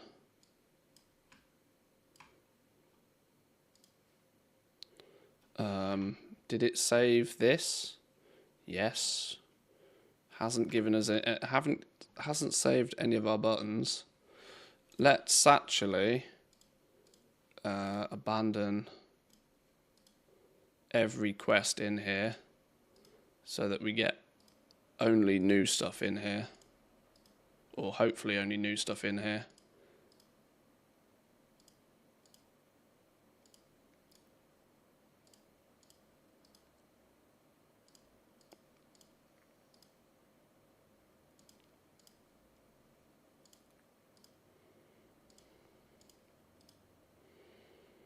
Right, I want an empty quest log. Apparently we can't abandon that one. Shadowy invitation. Meet Locust Walker at the Foundation Hall in Dornagal. Received word from my mentors, Locust Walker. He warns of a Shadow Guard plot that requires our aid. I wonder if he has finally tracked down Zalatath. Okay, I'm going to need some buttons first. Why is mouse up? Why are those over there?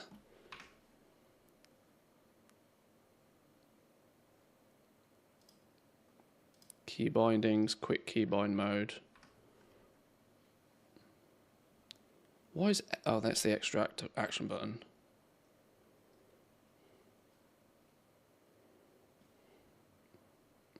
Okay, it won't let me bind mouse up, mouse down. What is this button? Action bars, keybinds. This is action bar 1, I think. Oh, okay. It gives you a little highlight hover over. Sort of. That's mouse wheel up. That's mouse wheel down. But actually, we're going to have... What's this bar here? Bar 7?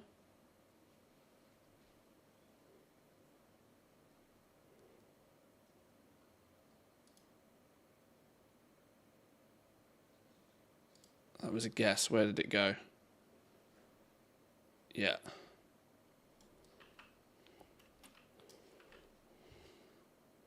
Kind of annoying how when I go from this mode to this mode, all the UI completely changes. Scaling doesn't seem to work properly.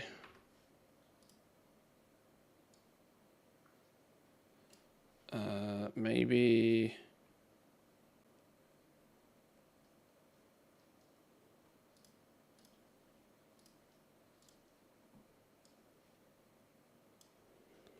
Now me cooldowns are getting in the way of me pet buttons.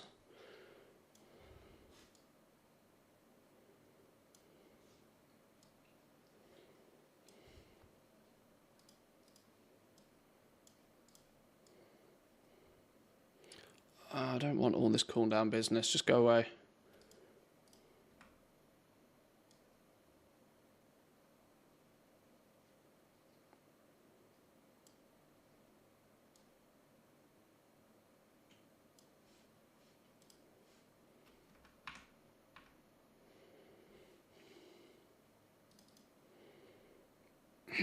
That's going to annoy me every time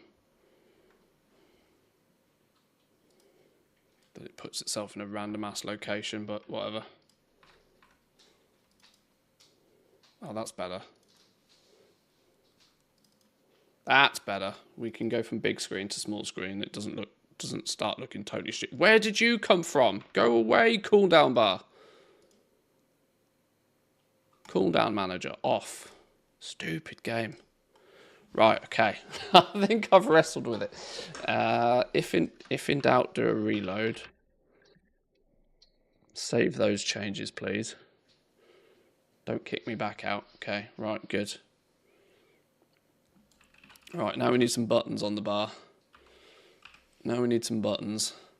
Buttons, buttons, give me the buttons. Right, let's just go through and put them where I think they go.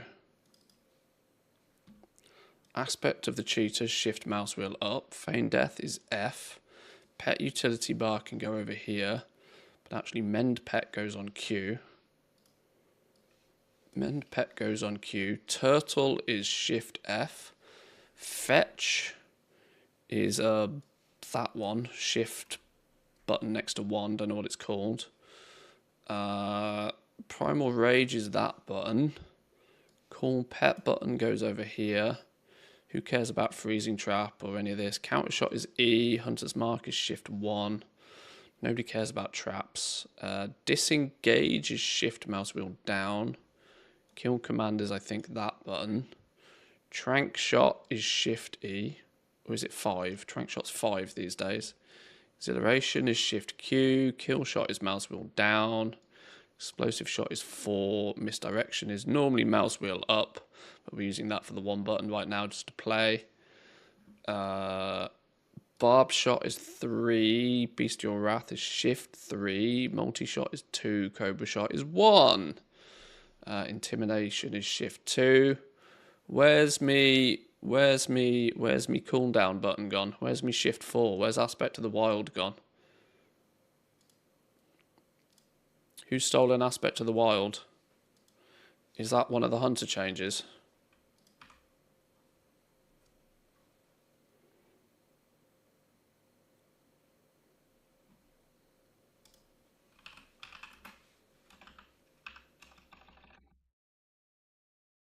Where's Call of the Wild gone? Oh, you're over here. You're not selected by default anymore. Alright, fine. Sure. Right, okay. Yeah, okay, there's the dude set up for the most part. Once again, do a reload because I want all of this saved. Mouse wheel is skill keybinds. That's crazy. Love me a bit of mouse wheel action. Can't you just copy over your UI from the main account? The data copy and stuff is all being stupid, so it's not letting me do it. I've tried a few times. Right, that'll do. How do we get to the new zone then?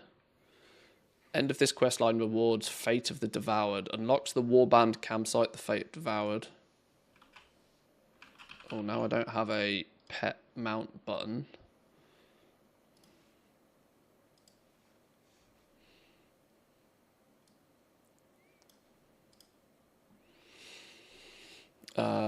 Who should we use? Is that your wallet?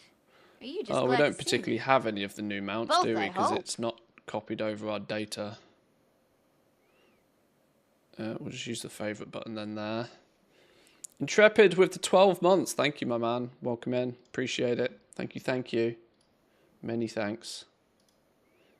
Loads of you have hit that button today. I really appreciate it. Where do we hand this quest in then? Shadowy invitation. Oh, now all me flipping keybinds here are wrong.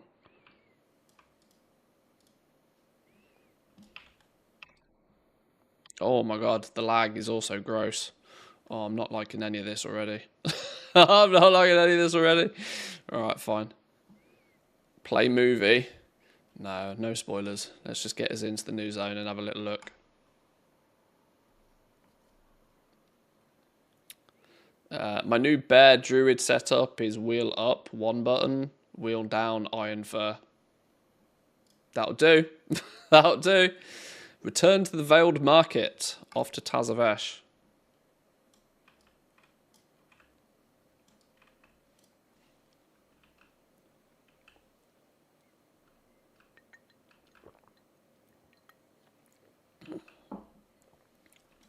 Why are me buffs like in the middle of the screen and then nowhere near on the screen?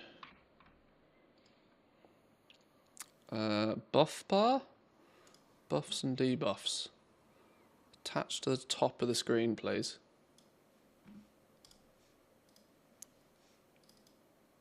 Pfft, flipping idiots.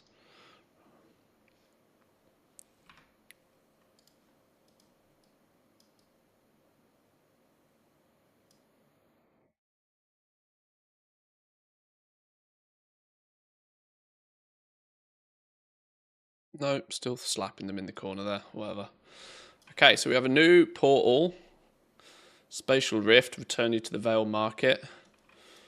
Okay, in we go. Hoppity, hoppity, skippity, hoppity, hoppities. Hello, game. Okay, turns out I'm not allowed in.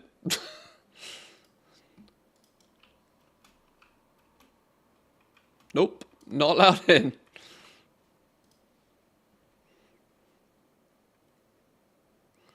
Oh, thinking about it. Massive lag.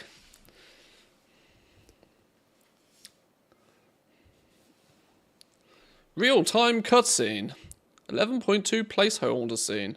Camera pan showing off the city that you're entering. The docks are busy with workers. Flying barges are queued up unloading supplies. The camera pans up and reveals that we're not in the Shadowlands. We're in Koresh. We are not in the Shadowlands. To be clear, this is Tazavvesh, but not in the Shadowlands. Right, before we hand you in, let's have a little chat. Let's have a little look about, shall we?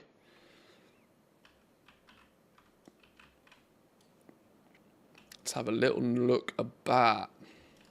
Loads of businesses going on. Insta fly. Any of these vendors? Love finding me new vendors. Is that rain outside? Is it raining outside? I think it's raining. Right, these are a bunch of nobodies so far. Oh, hang on. I think it's hammering it down. Wait, please hold. Please hold.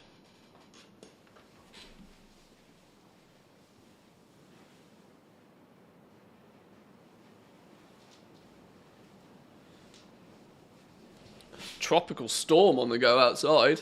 Holy. Tropical storms on the go. Right, well, let's chat to you then. See what you got to say. Illyria's knocking about.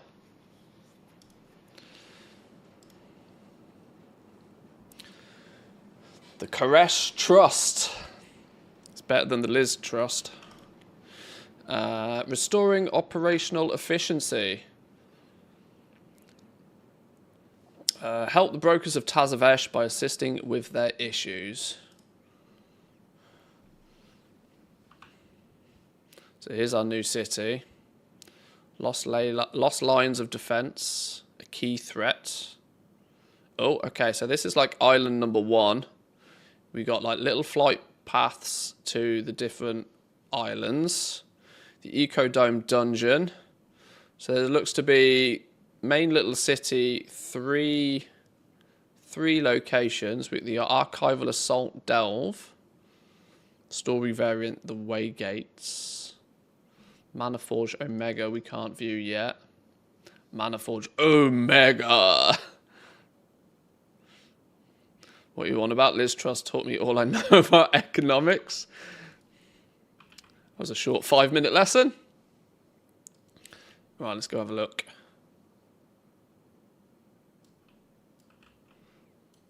Seaman handler. Lots of seaman handlers. A captured fox.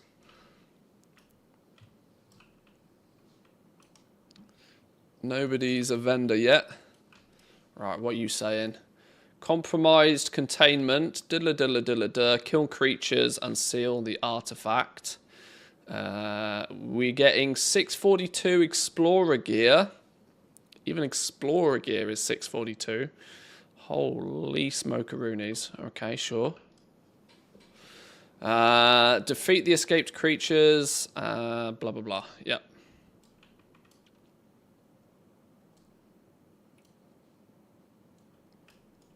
Now, apparently, we're meant to be able to fly here, like, from day 1.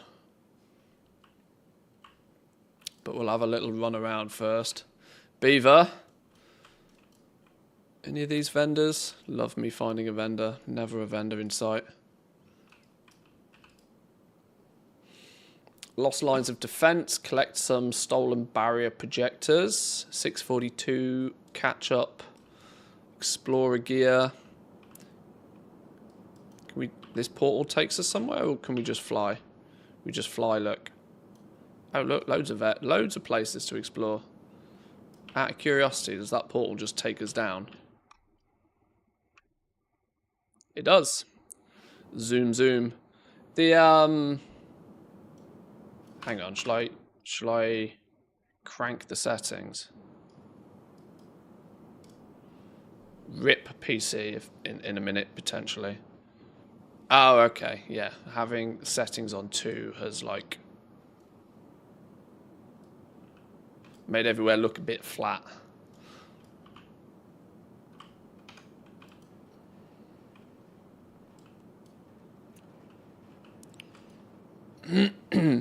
I think we can hear the rain over the mic.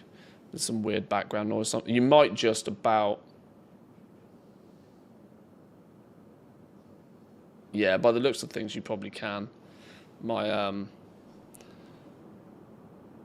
although there's meant to be a noise gate on my mic. I maybe need to check the settings on that one. My aircon's also on, but that isn't making half as much noise as the rain on the roof.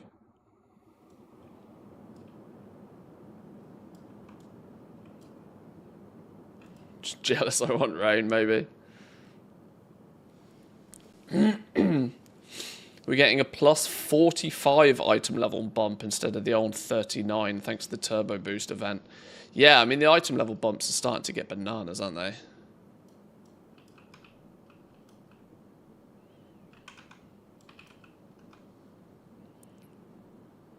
Kind of ridiculous. It's almost like a hard reset on gear. Like, I'm 673 item level, and I'm going to start getting Explorer gear. Adventurer gear will probably start replacing some of this. Undermine rares are going to absolutely melt. Yes. Yes.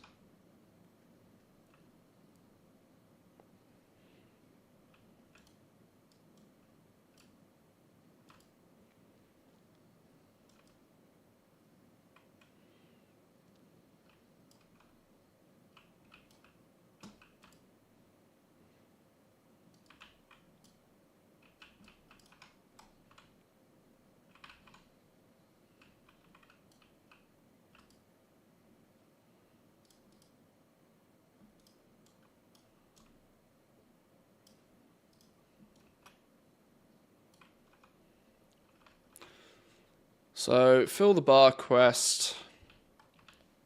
Do a little bit of exploring. I'm going to assume that after we do these intro quests, the city kind of comes to life. So that you get this little intro quest done to, like, unlock Tazavvesh. These guys aren't going to be lurking around here all the time. This is going to be, like, a bit of an intro quest line, it feels. 12.0 will have a squish. I mean, it's not been confirmed that 12.0 will have a squish. A lot of people are assuming such, though, because we're going to be pushing 1,000 plus item level if we're not careful. We're already going to be 700. We're getting our first 700 item level item. With the belt. This thing goes up to 701, I think.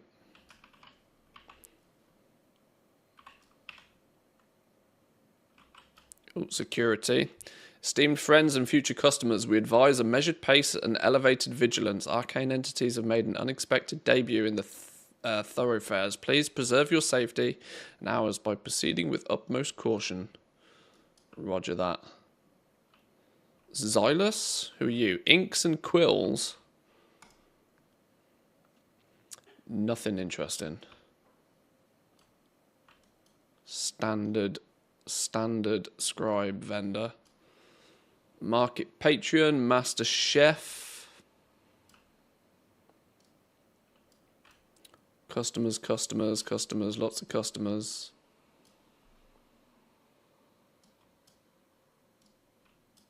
I can speak to you. What are you saying? Greetings, traveller. How may you be of assistance? You're not of any assistance just yet. Terex is a rare materials vendor.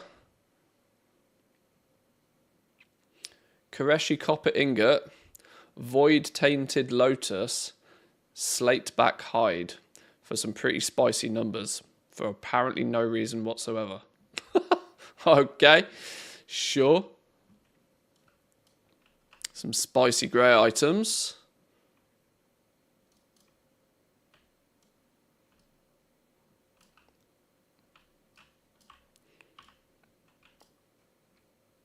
Should probably finish the quest before we go too much detail because some of these might change. I like these little ships that are clearly bringing stuff in and out though. Looks kind of cool. Bajatem, spice trader. He seems to have large amounts of business in places like Manchester. Exquisitely excavated muscle. Recipe, cooking 35. I think this actually comes to you by a quest already. So if you have already done the quest, you can buy it from here. That's not anything new.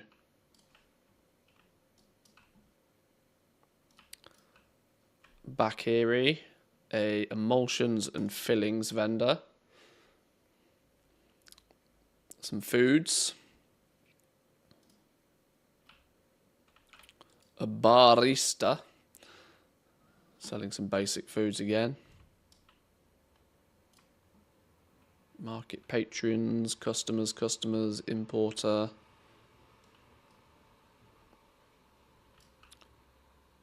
Traders, collectors. Cartel concierge. Don't know how you get in there. I'm sure there's a way in there.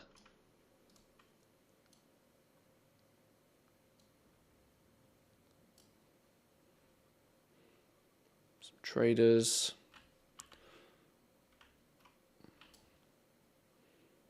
Stat squish maybe, but item level squish maybe not. Well, I mean, we'll if we think about it, we'll probably be at nearly 800 item level by the end of season 3. So kind of something's got to happen, right? Surely something's got to happen, but we'll see.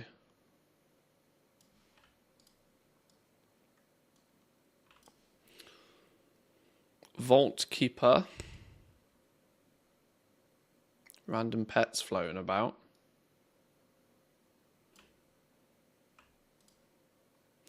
Lucrative opportunity. Oh, this is the dungeon quest. Seek out cartel boss in Tazavvesh.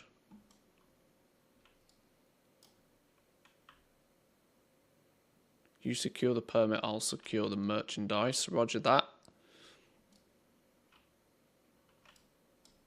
Oh. Skybox is a bit glitchy still. Oh dear.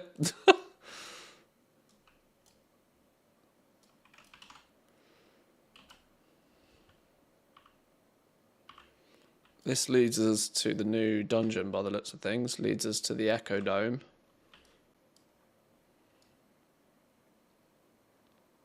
What do you mean something is going to happen? They announced long ago that we would get a squish for midnight.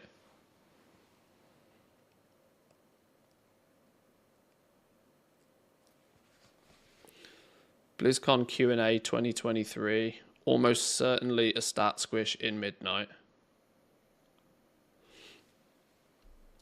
A passing comment on a Q&A panel at BlizzCon doesn't mean a lot, though, from 2 years ago.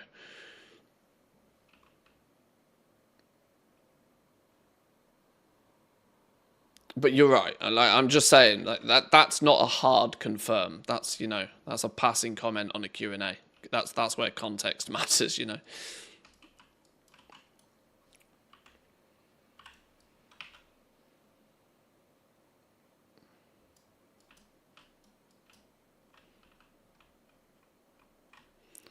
That cannot be directly translated into there is something happening at this point. Right, none of these want to speak. None of these want to talk or do anything particular. They're all just lurking about. Lurking about. Expedited Explorer.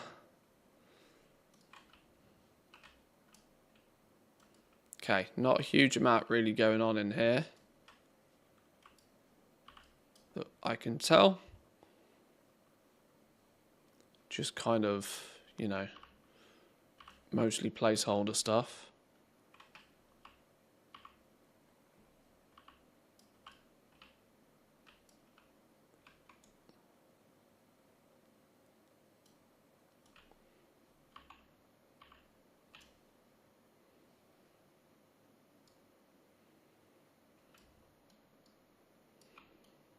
Don't know where our dude went there, but how do we get back out of here?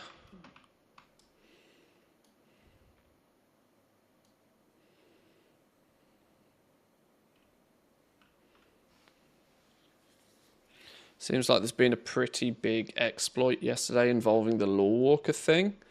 Infinitely farmable rares now been fixed.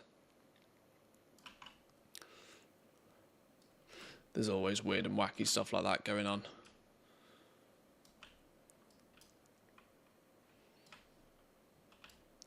Eager traders. Is this another building? Can we get in here?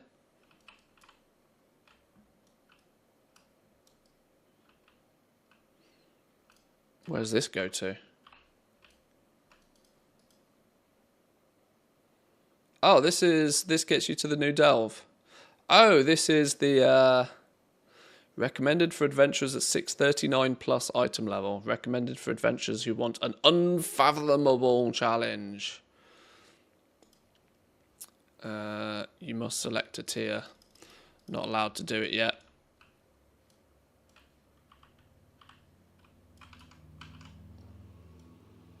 Permaban all exploiters will be good. Yeah, that's it. Just can them off. Get them gone.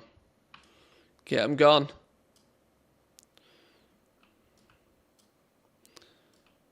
Dude's got some funky dinosaur bones on the go. Look at him. Taxor. You sound like you should be... What was the names of the two NPCs that I'm meant to be paying attention for? Omzu and Omrek or something.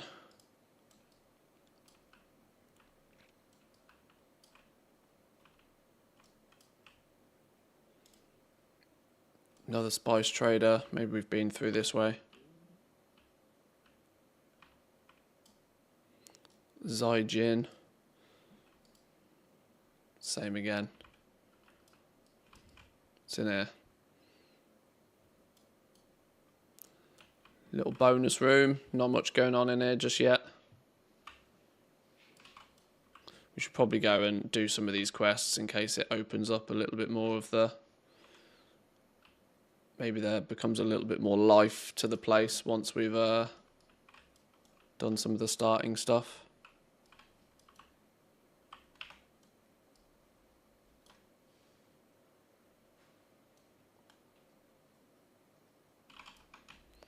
Escaped creatures.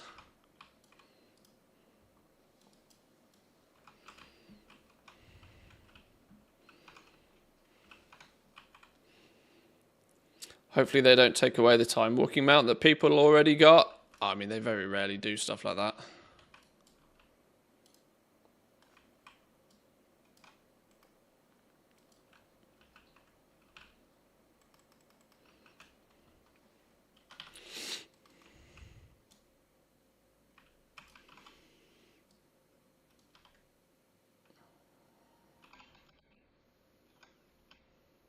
How many of these escaped creatures did we need?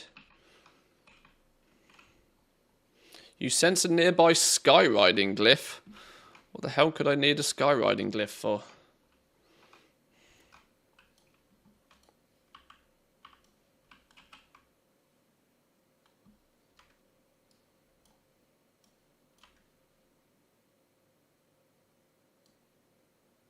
Don't know where.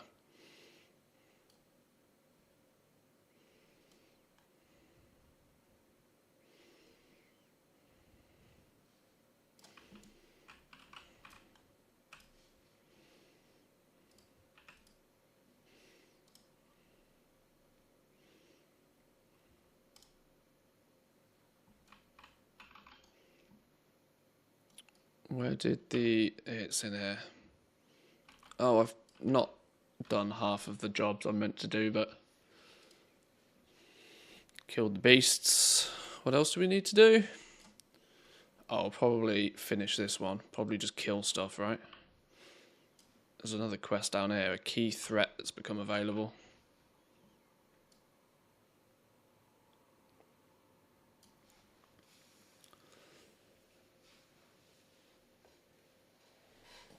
People were able to spam loot some chests, apparently too. For sure it made them millions of gold.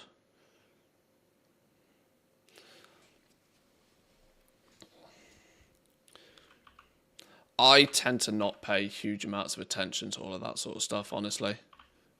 One, because it just causes a lot of frustration.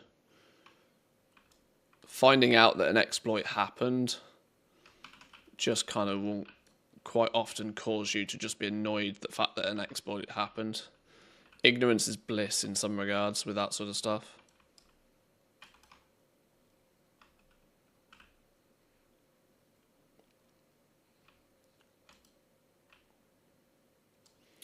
98%. Where's this quest? It's meant to be around here somewhere. Maybe it's in the building. No. This place seems relatively placeholder. Pretty vacant. There's a quest somewhere.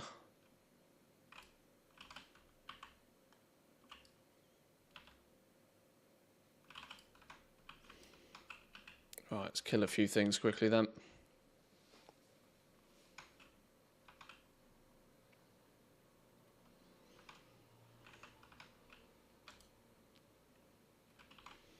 Unstable artifact sealed.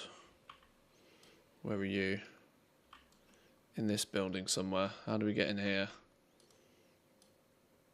Do you have a door somewhere?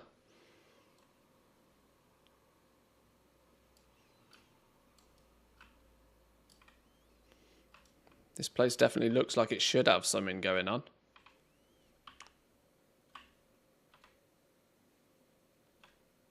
How do we get in this building?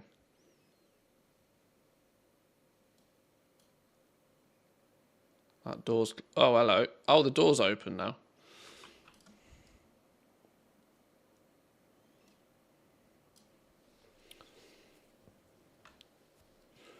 Apparently 100 gold per click, making 3,000 gold a minute. Bans incoming for sure. Well, I mean, that's a clear and obvious exploit if you've done it. But like I said, don't worry about it. Don't worry about stuff like that.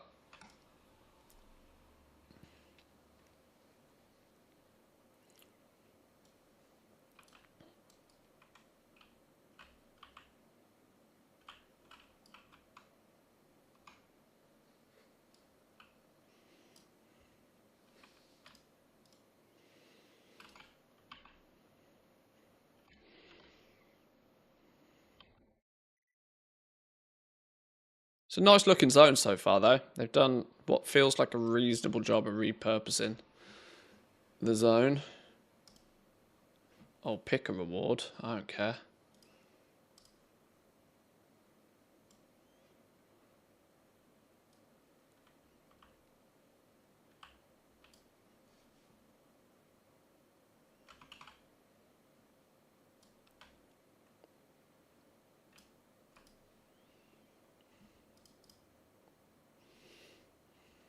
Some Valor Stones.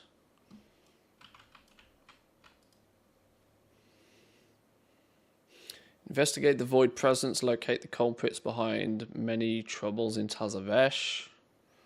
642. 642, 1 of 8 Explorer gear as well. So even Explorer gear is going to go up to like 670 or something stupid. If there's 8 item level bumps on that. Investigate the void presence. Let's rock and roll. Any big goal making opportunities? 11-2. Too soon to tell. Too soon to tell. There is some new materials apparently. But these new materials are likely to not be used in recipes themselves, but can be exchanged via a vendor for other materials. So we need to explore that a bit more, but we've got to find it first.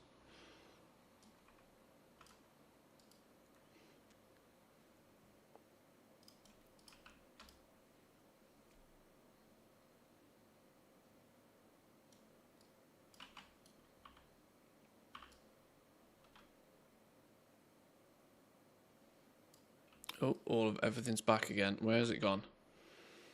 This way? Is this now a door that opens? Okay. Hey, look.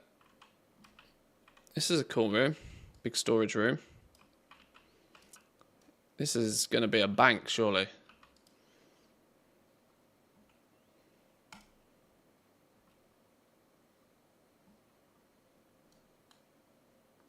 Manthe's going to become a gather in the new zone. If we farm the new zone anywhere near as much as we farm the undermine, it will be very lucrative. Something serious is going to have to change though for me to leave the undermine. I can tell you that much for a fact.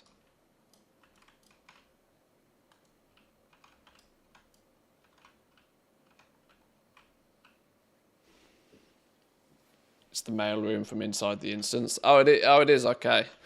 Like I said, I only did Tazavvesh a couple of times back in the day. I don't really remember it in too much detail.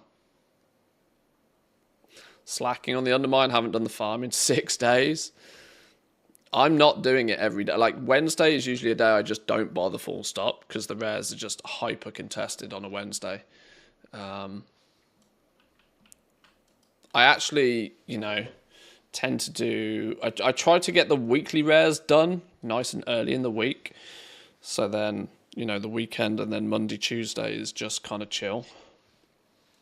But I've not even been very good at that this week. This week's all gone to shit because, well, PTR's landed.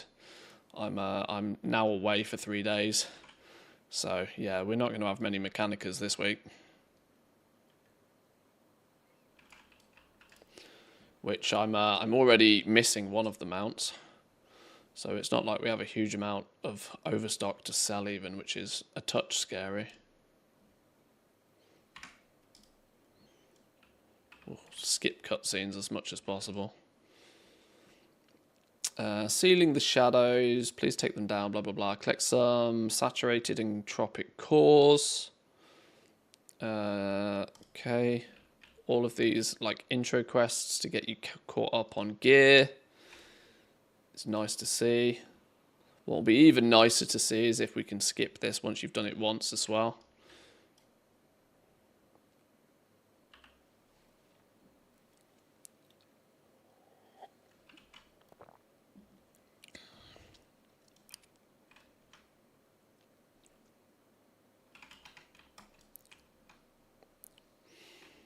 Right, slay 30 shadow guards.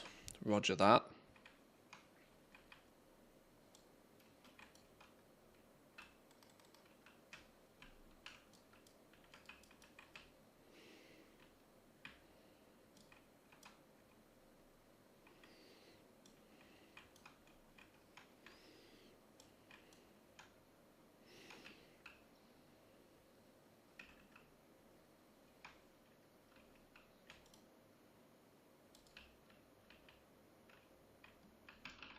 Some portals or something we're meant to close.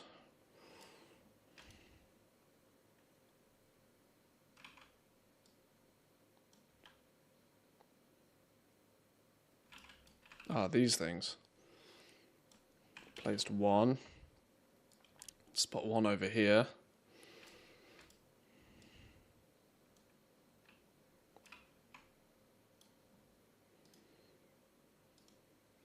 Rescue a citizen. Be a good Samaritan.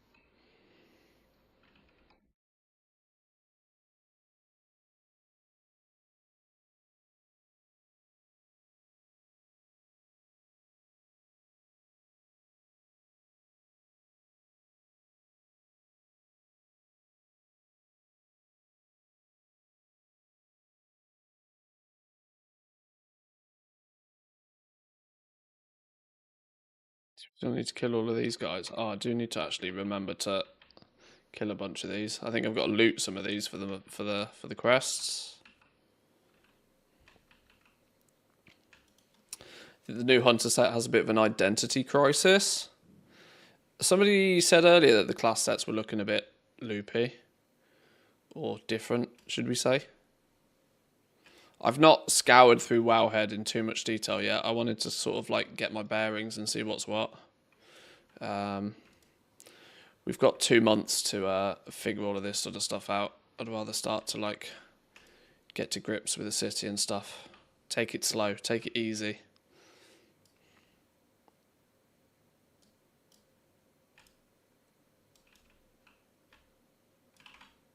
We'll get there though. We'll get there.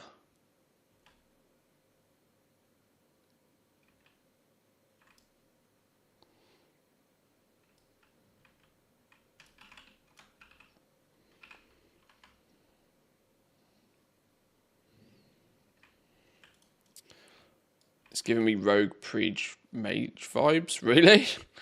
Hunter's got identity crisis then. Nice. Well, I'm a goblin running around in a black coat and a top hat. I think I am the definition of an identity crisis.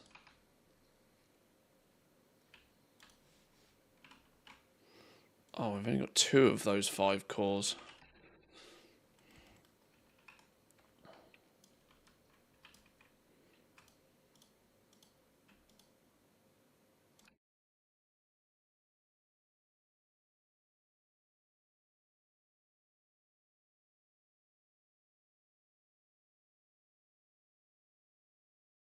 Ah, there's the thing I meant to place. No, you. Oh no. Okay, they're multi-tap. Good. I was worried for a second there. He yoinked it from me.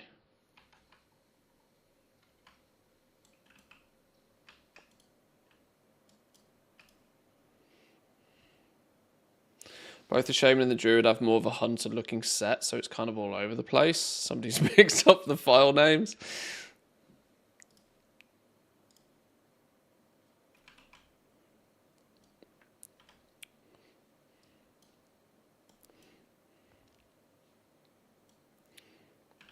Just put everybody in a dress. Job done. What are we missing? Saturated cores.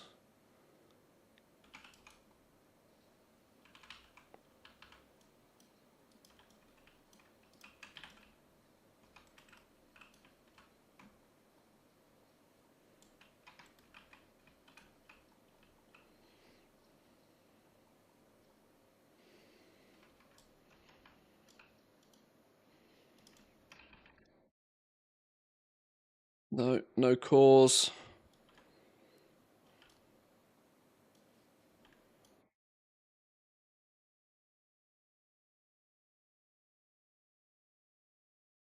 Loads of mobs to kill. This is good.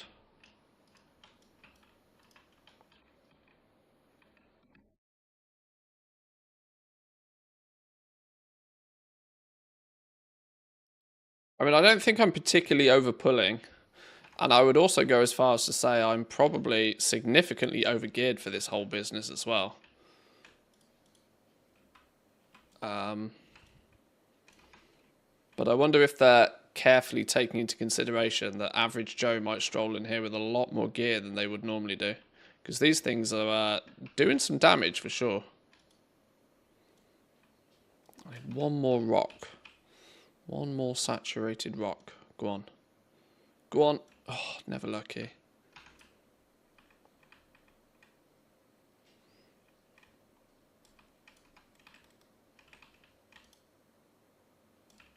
No. Come on, game. Need one more rock.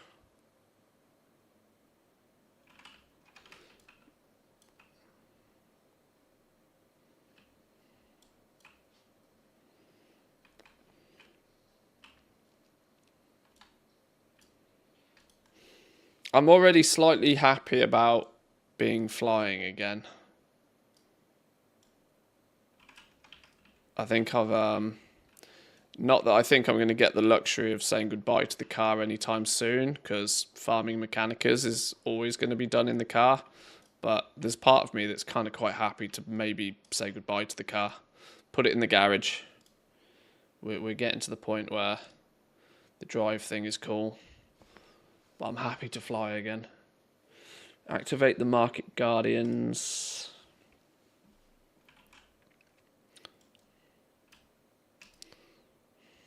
I wonder if the zone's going to come to life once we've done all these intro quests.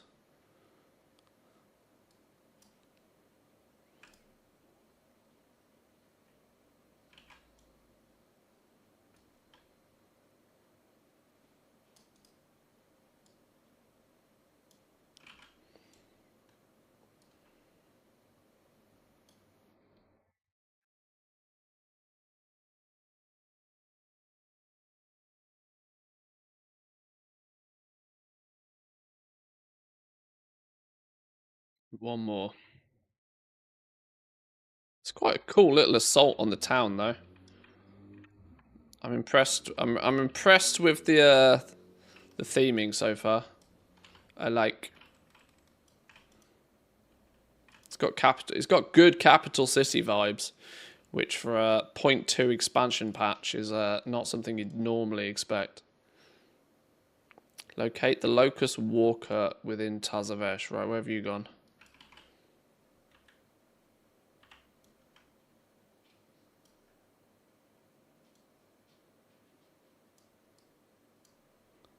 Oh, wait, where are you?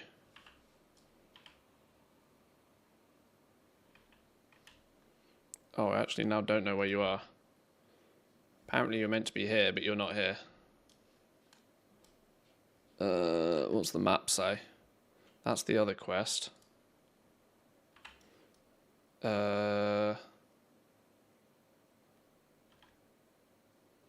it a phasing thing? Is he somewhere else? Mislaid quest icon, maybe? Misplaced quest icon?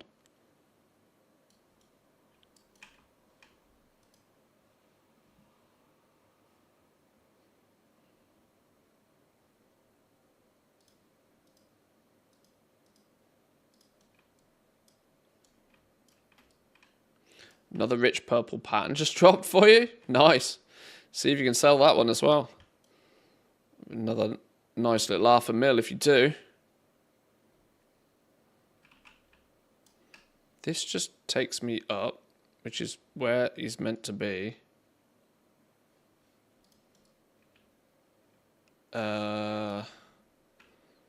Something's not working like I'm expecting it to. 750k at the moment on my realm. I mean, that means you can probably sell it pretty quick for like 300-400k then.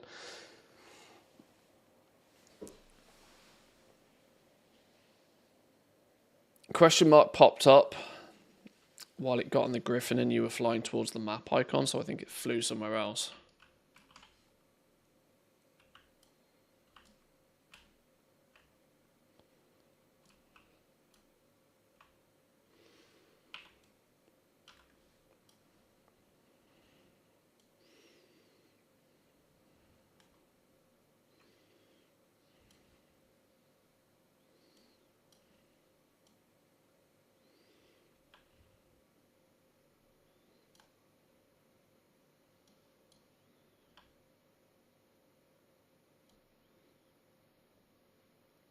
That other quest icon is also in the way. Where would this go? Apparently nowhere yet. I guess we have to save Tazavvesh first before it lets us go explore the rest. So it's got to be around here somewhere. It says it's over here, but it's clearly not. Do we maybe do a reload? Relog, try and find, is it back here somewhere?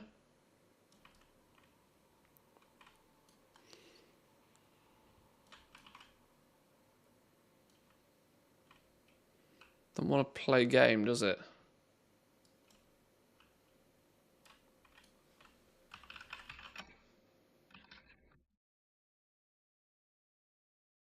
Do a quick reload.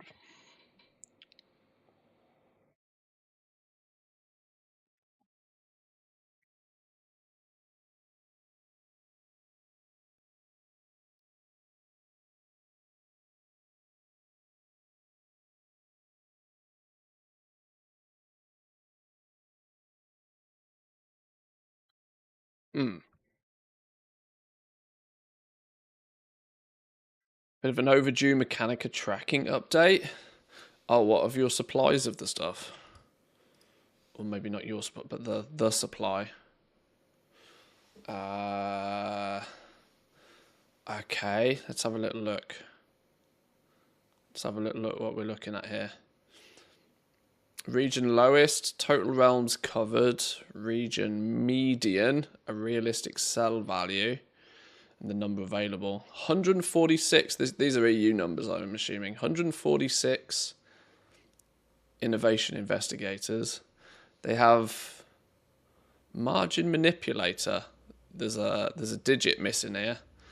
There's a digit missing here, or somebody sold one, or somebody listed one for 100k and really didn't mean to. That's skewing the numbers.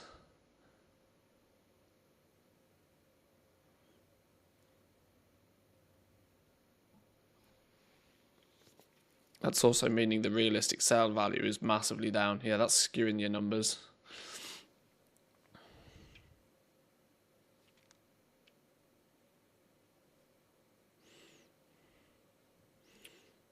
$11,500 total Mechanicas across the or listed on the auction house right now. So the value of them over a period of time, the reddish pink line being the average value of them, average number of Mechanica pets. That's the whole region. Yeah, total EU Mechanica, like very, very insignificant difference over the last, what's it, like month and a bit.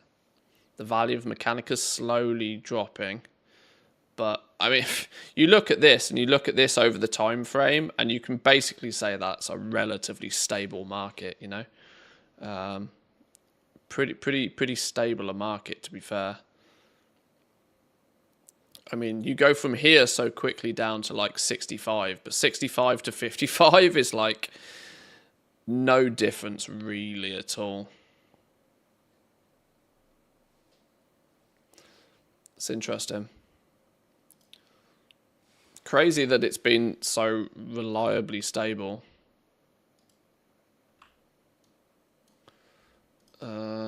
What happens if we abandon?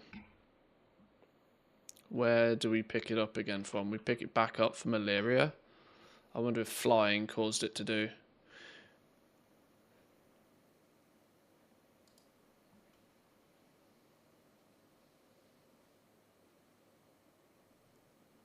Where are you going? And then you phased away. And now you're not present on the map at all. Oh, regroup quest is now available to the left of me. That wasn't there a minute ago.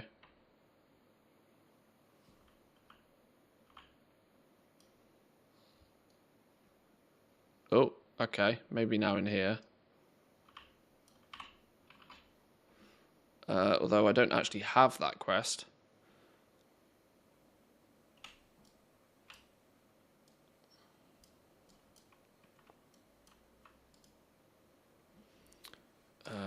Required, abandoned.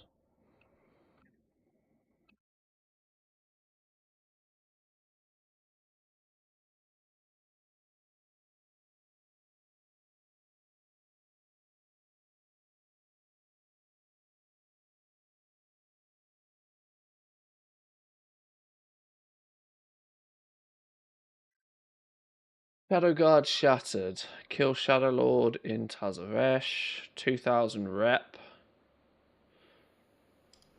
Which will presumably also unlock the faction for us. Oh, I've got my reps now. Maybe the character copy thing, although it never completed. Mostly completed. Oh, okay, cool. We'll have a little look at the we'll have a little look at that in a minute as well then.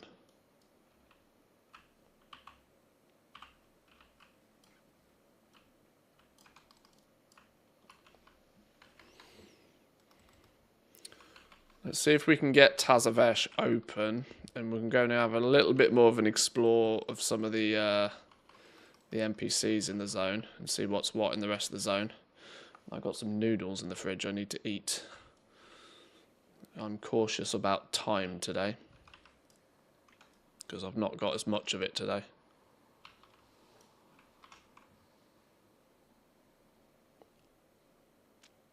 I'm still pretty confident that boredom will lead to longer long-term stock. Yeah, I agree. I think they'll very much fall into the category of that, like, people will get hyper bored farming the damn things. Especially if they haven't got a very optimized system in doing it.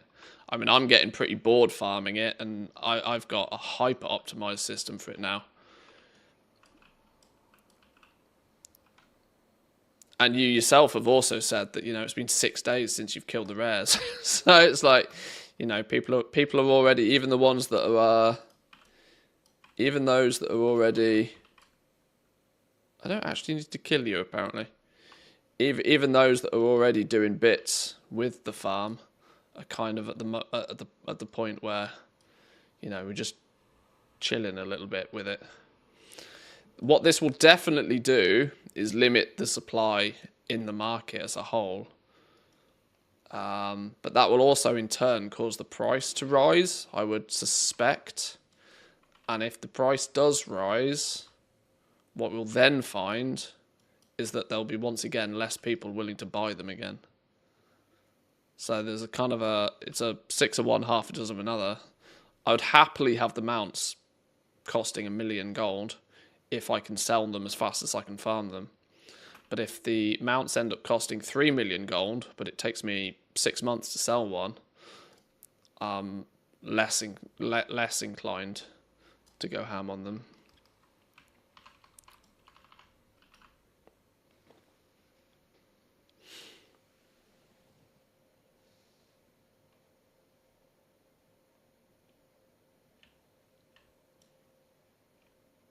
Aha, so we did need to kill him.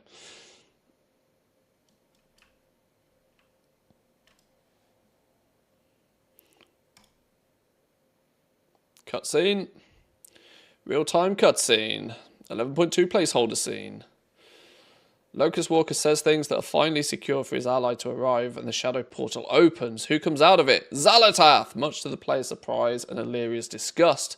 Locust Walker... Well, I can't read that flipping fast. Okay, well, I guess we don't know. Screenshot it if you... Screenshot it if you care.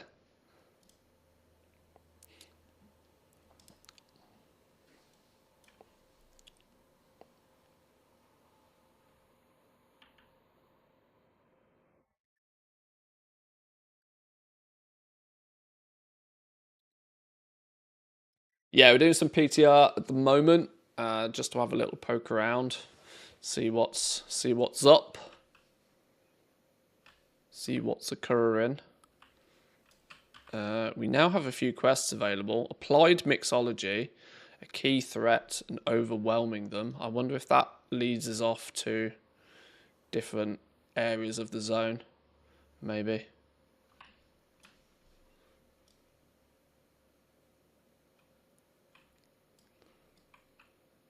I annoyingly wish this had dropped this time next week. If this had dropped this time next week, we could have literally played through this all weekend. But now I leave the house in like less than 4 hours.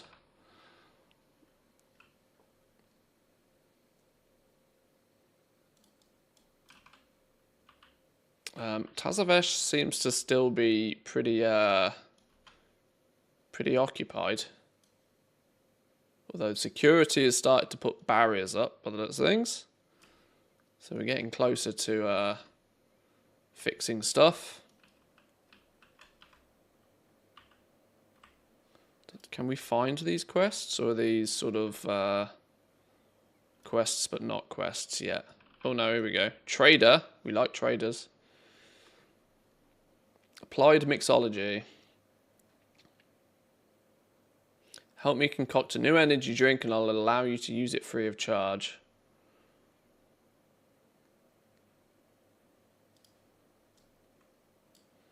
Start with each one. Start with one of each. Making a potion. Infusions guide you. Go with your gut. Or whatever you people have in it. Loads of mana cell energies. No, not allowed loads of mana cell energies. Loads of mana cell energies. Boom. It's not go with my gut, is it? When you basically tell me which one to put in. Click the swirly.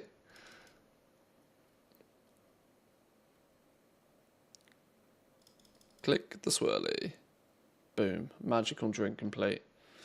Anything new with professions? Oh, I'm about 10 minutes into the PTR. Like, it's too early to figure this stuff out.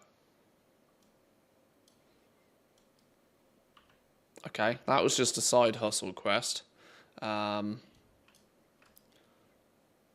was kind of assuming he might become a vendor or something after, but maybe not. Or maybe that's lining me up for a world quest. You got to do it once as a normal quest, and then it becomes a world quest.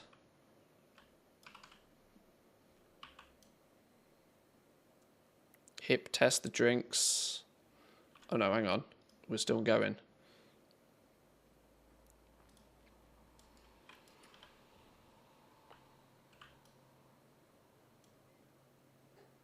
In here, maybe? Poison poached eggs.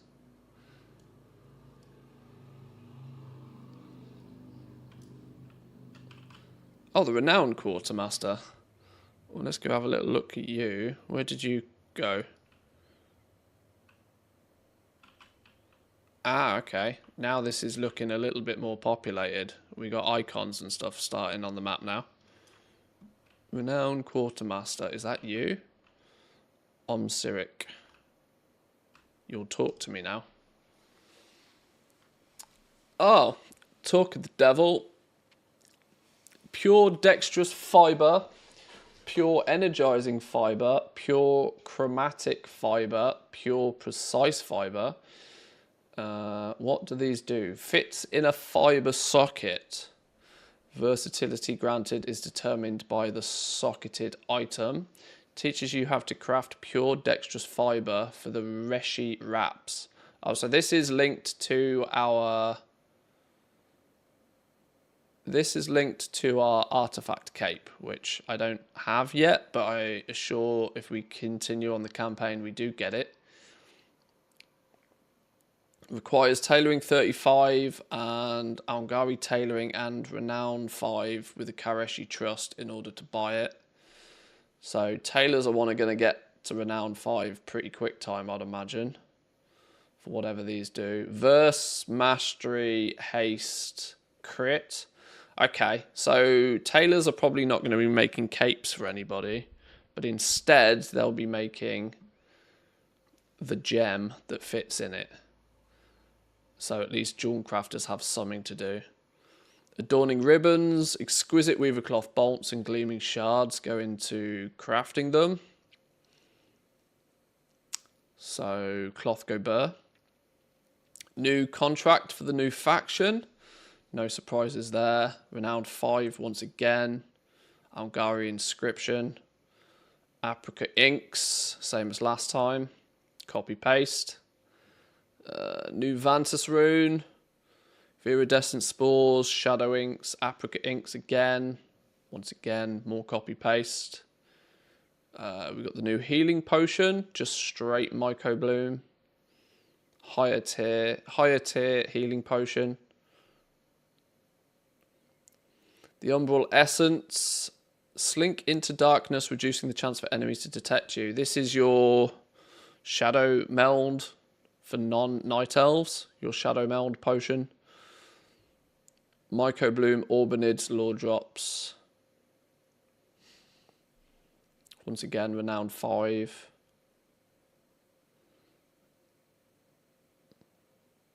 $668 veteran gear.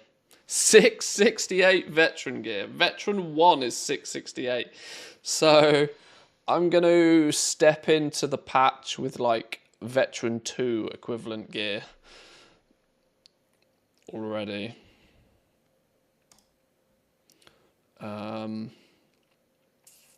Bonus knowledge point books. Seemingly only inscription, jewel crafting and leatherworking, oddly enough. They may be... No, why? That maybe there should be others. Renowned 12 to grab these. It was Renowned 12 in the Undermine as well, I think. Pretty sure of it.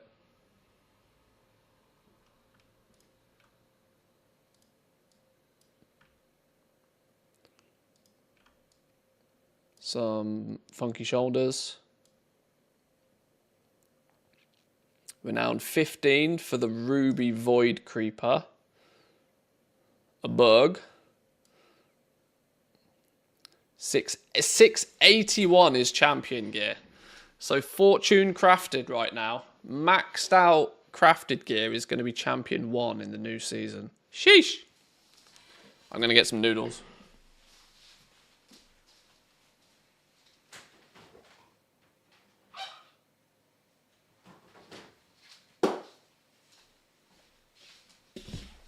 Hang on. Quick bathroom break. I'll be back in 2.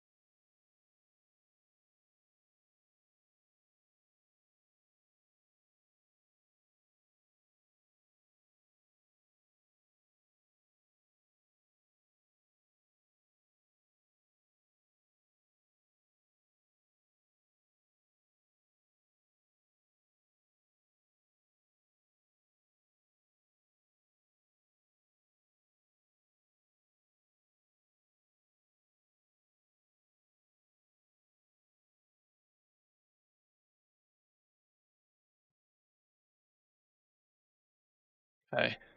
The interesting thing I've already spotted is an ethereal augment rune.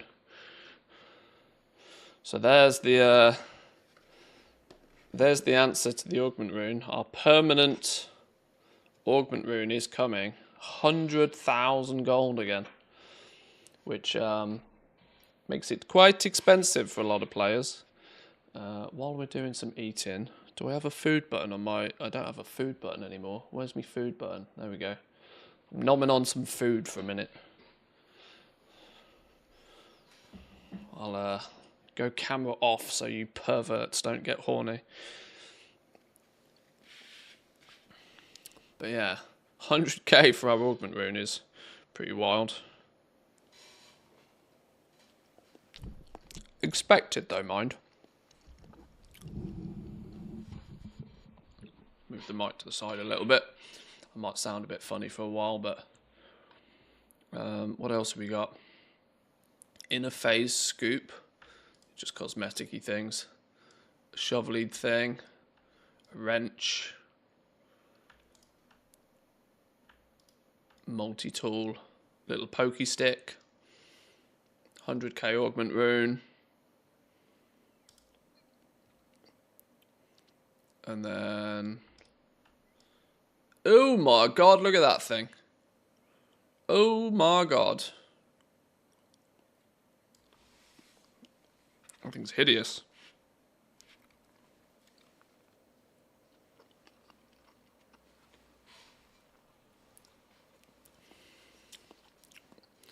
The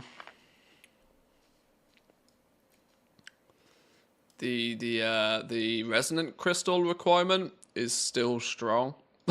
Like, everything is expensive again. But yeah, 100k for the augment rune. For the endless one, yeah. I'd pay 100k for an eating stream. You absolute animals.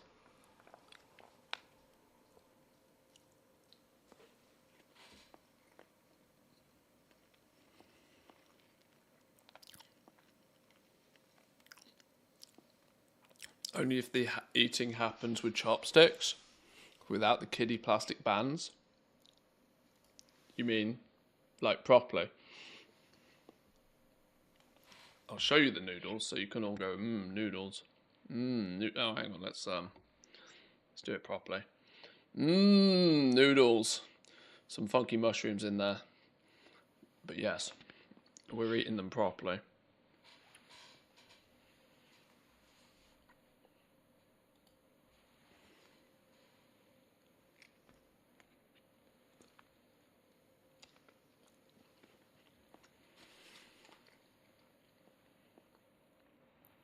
The remainder of last night's dinner.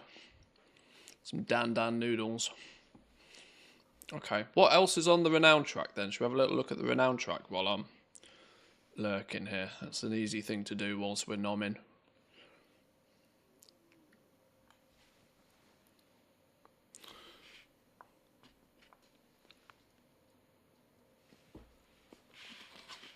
Although using my mouse with my left hand is less than optimal.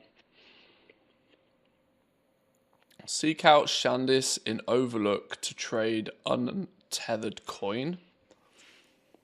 Has wares if you have coin. Okay, don't know what untethered coin is. I guess we find out.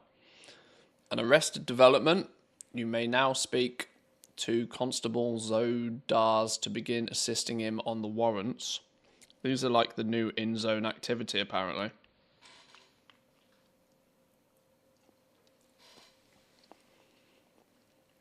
That may or may not be lucrative. It's bigger on the inside. That's what she said. You now find ethereal pocket storage treasures hidden around. So you've got to get a few renown under your belt to even start seeing the treasures. Renown 5 is where we get the profession recipes that we just looked at. And a bunch of, crests, usual stuff. Renown 6, cosmetic cloak, a brokered deal.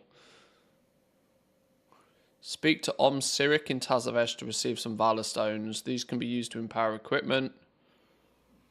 Oh, it's just Valor Stones. Veteran piece of chest gear at 668.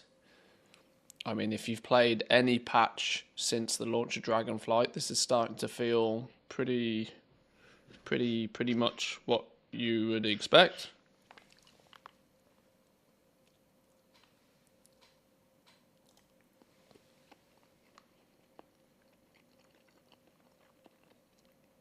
Weathered ethereal crests, more crystals. Renown 9, Bethel's request. Speak to him in Tazavvesh to help him recover some stolen merchandise. Was it Renown 13 we got dumpster diving in the Undermine? I think it was.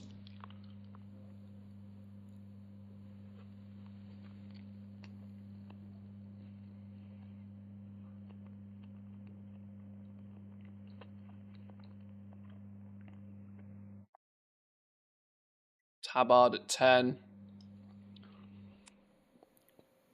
Bigger treasures unlock at Renown 11 instead of 13 this time. Profession knowledge books. There was only 3 on the vendor, but I'm going to assume each profession is meant to have 10 bonus knowledge points from a book. Once again, locking it behind Renown 10 kind of feels a bit weird at this point in the expansion. Just, you can do better than 10, surely, Blizzard.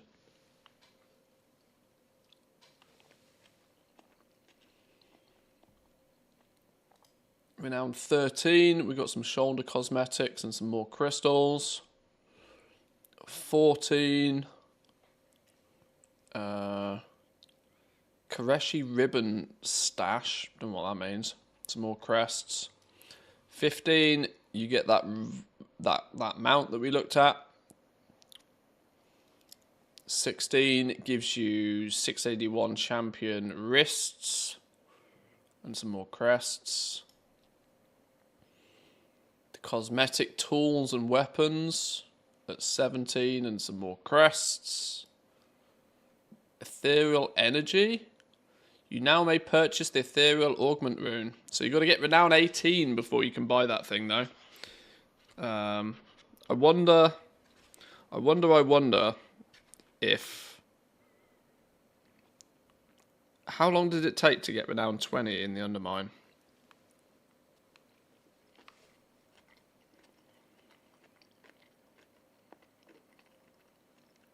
I'm pretty sure I had it banged out week 2. Maybe the beginning of week 3. But then again, I did go pretty sweat mode with alts. So I suspect Renown 18 is going to take normal-ish players quite some time to get to if they want the 100k augment rune. Is that your wallet? Or are you just glad to see me? Both, I hope. Oh my lord, Mr. Norton, my man. Thank you very much. I appreciate those gifties. Is that your wallet? Or are you just glad to see me? 6 gifties? Both, I hope. It's an interesting number. I appreciate that, my friend. Ah, your throne. I see. I'm with you. My man, thank you. Sposs98. Lou BM Hunter. Sweet profit together. Blaine, Cheerful Prophet. Right12. Rumple Bean Skin. Congratulations on your subs. Please remember to say your thank yous. Thank you once again, Mr. Norton. Makes these noodles go down Are you just glad to see much me? better. Both, I hope.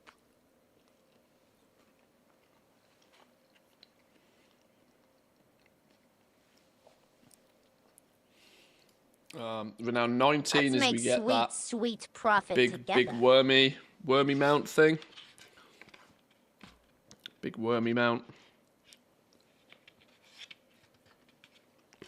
Thrones are temporary. Let's make sweet profit together. I'm almost done with noodles. I won't drag my noodle eating out too much longer. The last bits of the noodles were a little bit difficult with chopsticks though.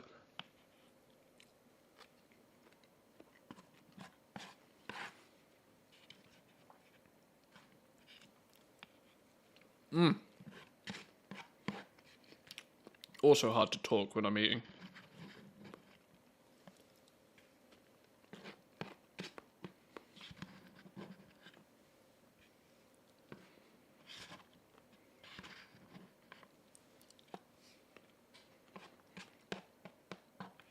What's the Renown 20 reward?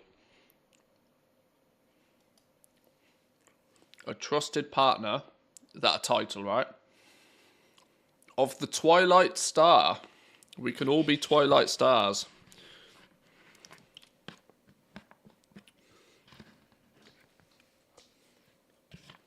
And a heroic upgrade. Crafting upgrade. Which actually didn't get used. I don't think I used mine in Season 2. Since with enough crests you could go straight to mythic and it felt a bit weird going straight to heroic.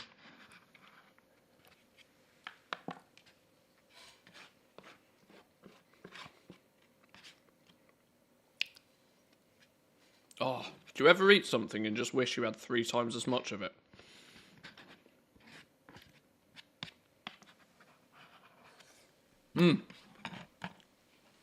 Nommy nommy.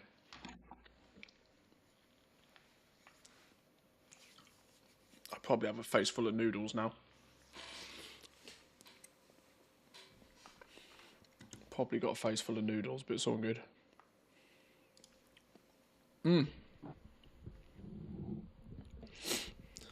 Use the sticks as a shovel and just slide it in. Oh, I did. I just poured it in at the end, which is why I'm hoping I'm not covered in noodles. Yeah, this heroic reward, I don't know how many other people did this, but I didn't actually use mine. Because the enchanted runed ethereal crest felt a bit weird when, for a few crests more, or because sparks are what's actually limited.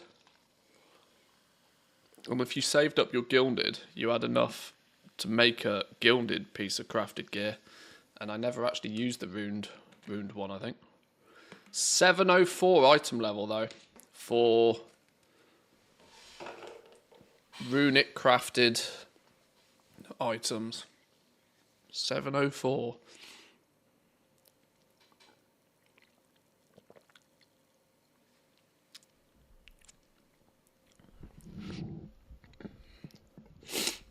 Alrighty. Okay, so first impressions, the Renown path seems to be, well, copy-paste, really. Nearly everything is in basically exactly the same spot you'd expect it to be. Nothing outrageously new or game-breaking here in any way, shape or form. We get treasures at some point. Bigger treasures later on. A couple of profession books. Couple of mounts along the way. And a crafted rune token towards the end. Pretty standard business, I think. Standard work.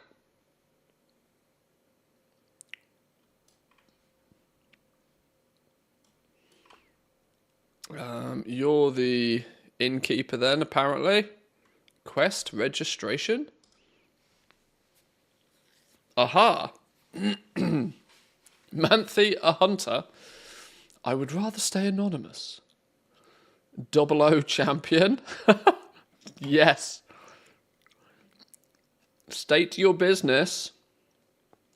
Looking for rare materials. Okay, let me use your services. What's a phase regulator? Used for exiting phase diving. 30-second cooldown. Well, let's have one of those because there's a chance we're going to need one.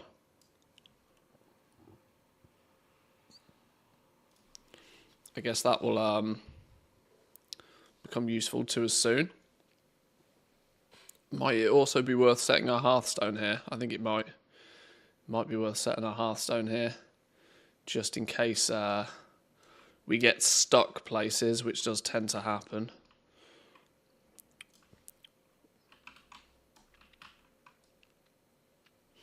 Right, what else we got in here now? Stable master, mailboxes.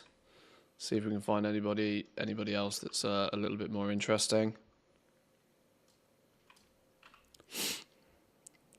Okay. Stable masters over here.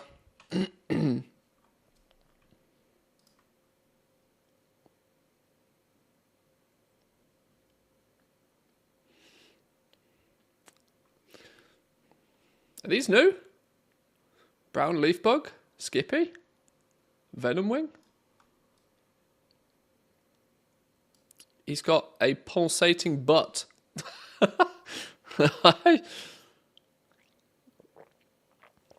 I do not remember this dude. Skippy, we've seen Skippy. Venom wing, I think is not new. Shark stripe hopper, red frog, sandstone ramolith. These don't sound. I don't remember this brown leaf bug, but maybe he's not new. Are you sure it's his butt? He's got something throbbing, whichever way. How is it that item level scales with gear? Because I have a character that just hit level 80 with almost no gear. I mean, like item level 400, but was still able to queue for LFR. Does it pull item level from your warbank? Maybe it does that. I don't know. I don't think it does. It's meant to be equipped or soul-bound. I'm not sure.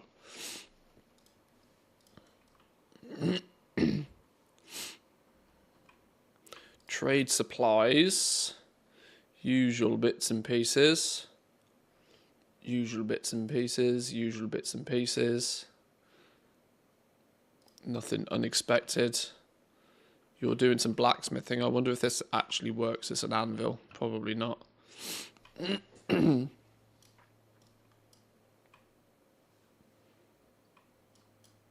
Portal room? There's portals here. They don't seem to do anything. Oh, clipping. They don't seem to do anything yet, but they seem to have health bars. I wonder if this is...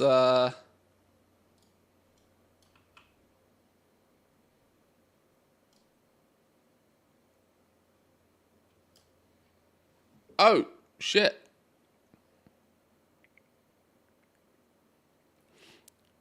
Where are we going?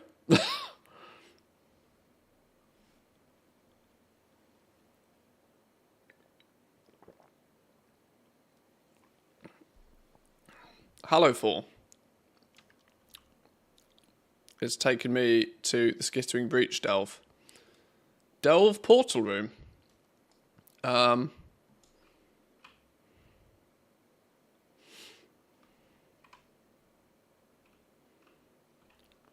that's cool. Other than the fact I don't want to be here.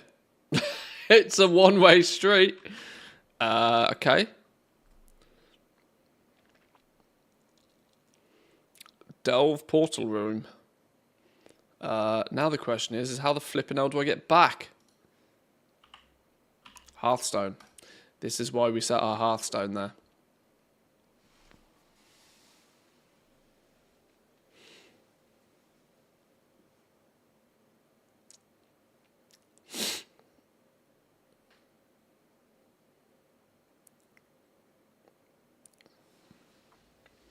Okay, I knew setting my Hearthstone here would be useful.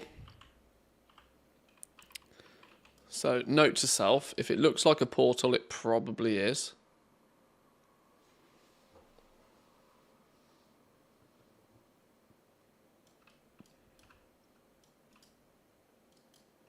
What are you? Cooking trainer. You ended up being a cooking trainer. Please be aware I have not learnt cooking in The War Within on any of my toons.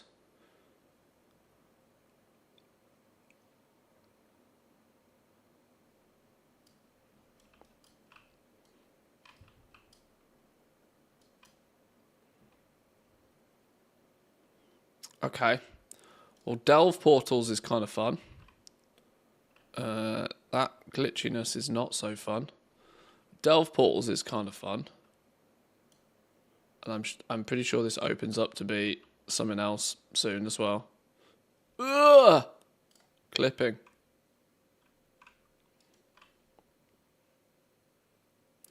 Something's glimmering behind the cooking trainer.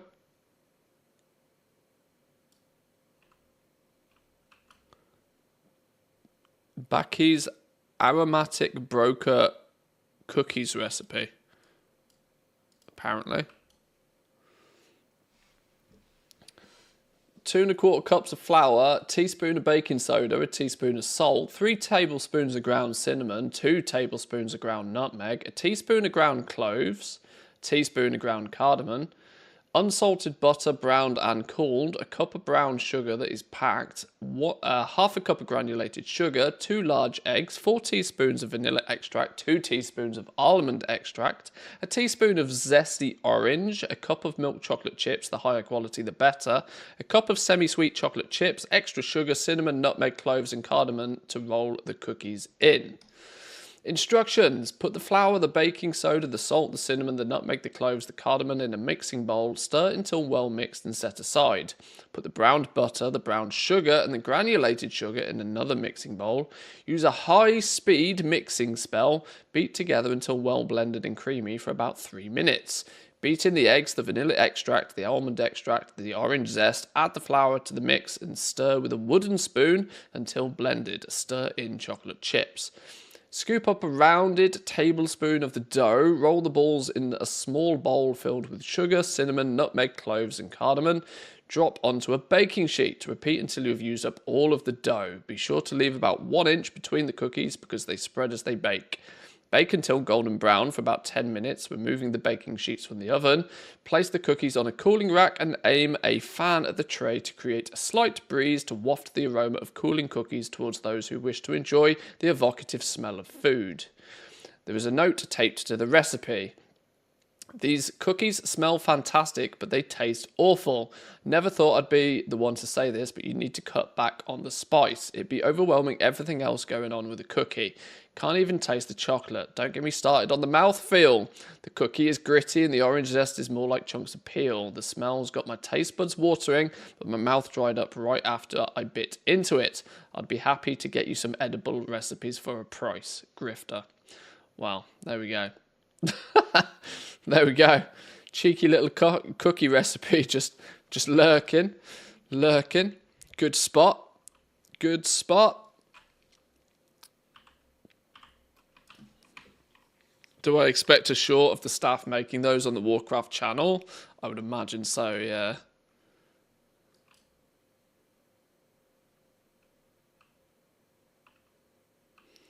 You guys aren't doing anything. Who are you? Echo Dome Aldani assistant. Authorized members only to the Echo Dome Aldani, please. Our guards will hound any unwanted trespassers. So there's our dungeon entrance portal. What's over this side of the world?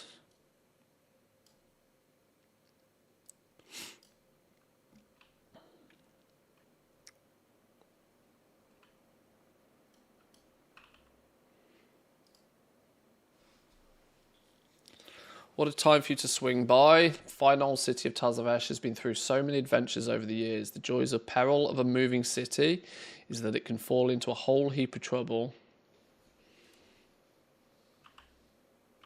This presumably takes us to the next area, but we apparently still have some stuff to do somewhere. Blizzard hired Gordon Ramsay for this one, clearly.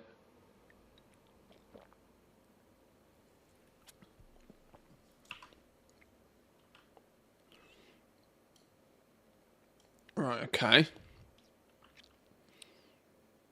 Let's focus for a few minutes on finishing what else we need to finish. How do we even get in there?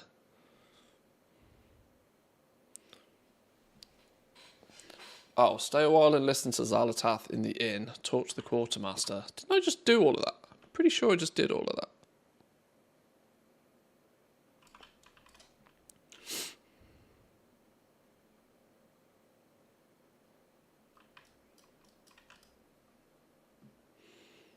Aha. I didn't actually do the quest bit.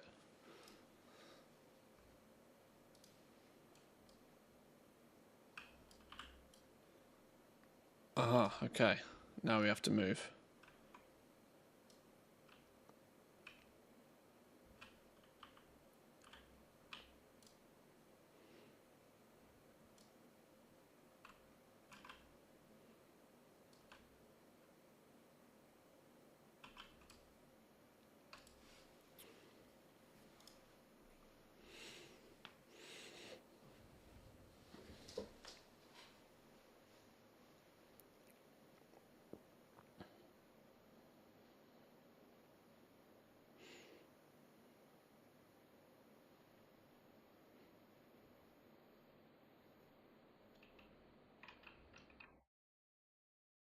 Oh, you're the flight master, look. We can go nowhere. Tazavvesh flight path unlocked.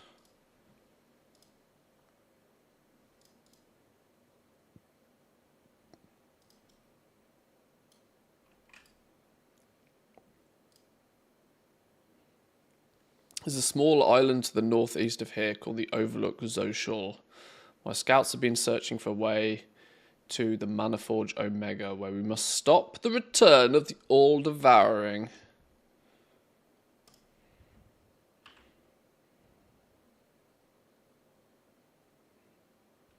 We'll do the side quest some other time. Can we get there now? Oh, okay. We have to fly there on our own wings, apparently. Echo Dome.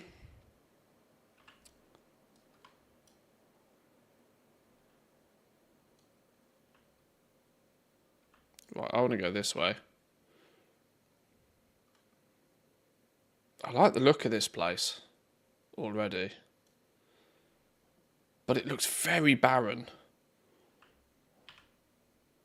Let's grab some flight paths. Speak to you. Echo Dome.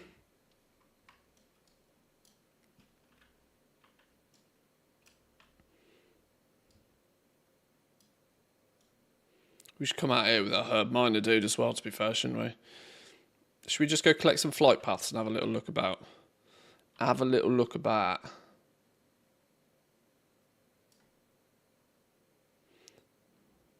This looks like there should have maybe once upon a time been some NPCs.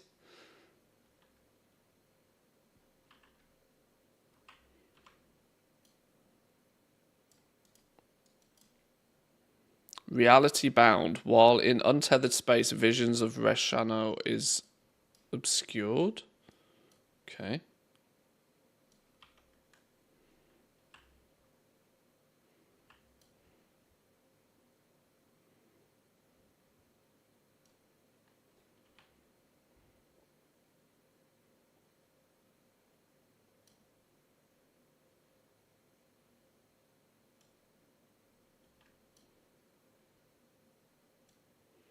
What's the portal?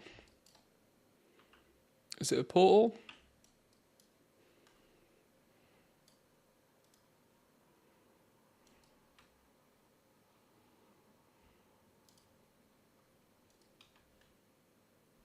Not friendly.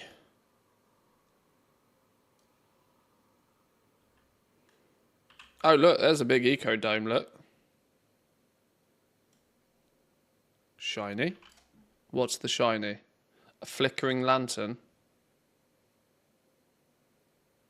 What happened? Flickering lantern. The strange light seems to do more than illuminate your surroundings. 15 minutes left.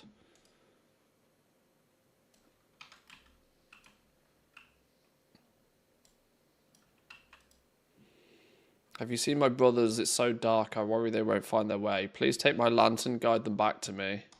Where did you last see them? Asleep for so long, then footsteps, the patter of children's feet. Sarah was lured north by the scent of blossoms.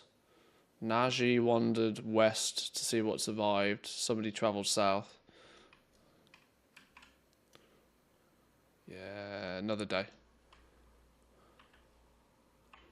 Okay, hey, this is a cool little looking place. Holy. These ecodomes have leveled up since Burning Crusade. Give me a vantage point of this thing. That looks awesome.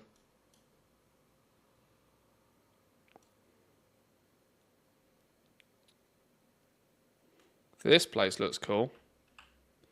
Hey up, profession trainers. Omtalad. Oh. Venari.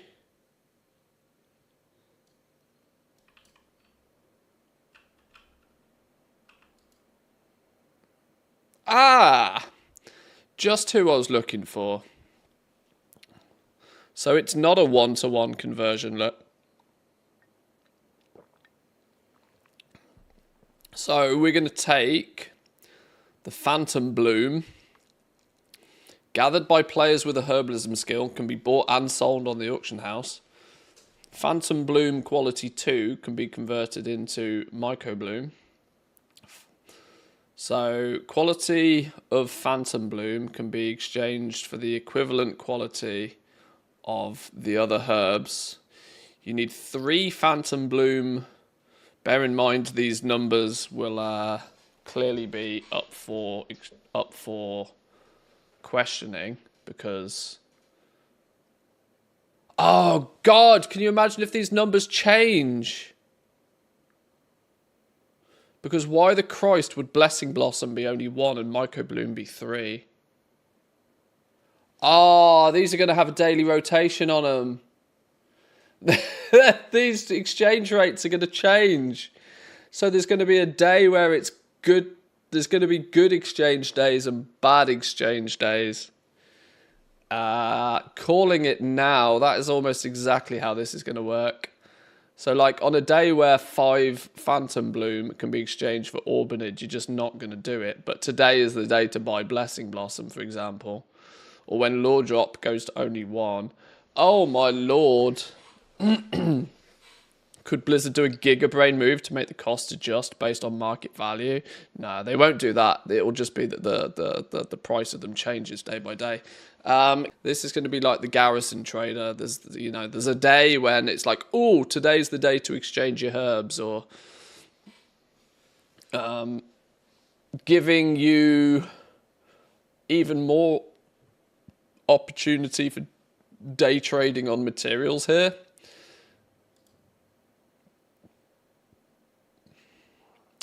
Koreshi Lotus can be exchanged for Null Lotus. I'm going to assume there's the same NPC somewhere around for the mining scenario. But yeah, these numbers are clearly going to change on a day by day. That's interesting. And are you going to be the same one but for the ore? Resource bartering. Yeah. You're the same for ore. So today's an expensive bismuth day. An expensive bismuth day. Koreshi ore. You wouldn't be exchanging it for bismuth today particularly, but you would be exchanging it for iron claw today. Oh, this is going to make the material price, because like we mentioned earlier, when there's a 1-to-1, there's a very strong chance, very, very strong chance that farming in the new zone is going to be the quote-unquote right way to do it. Your gold per hour will be best spent when there's a 1-to-1. But I wonder what...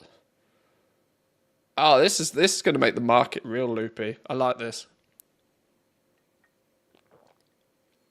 It's going to make the markets really loopy. Koreshi resonating stones can be exchanged directly for null stones. Okay, that's an interesting twist.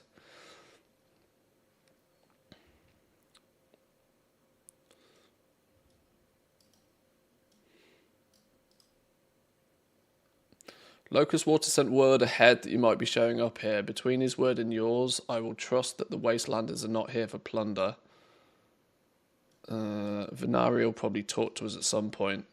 We haven't technically unlocked this area properly yet by the looks of things. We need to go get the flight path and maybe do an intro thing.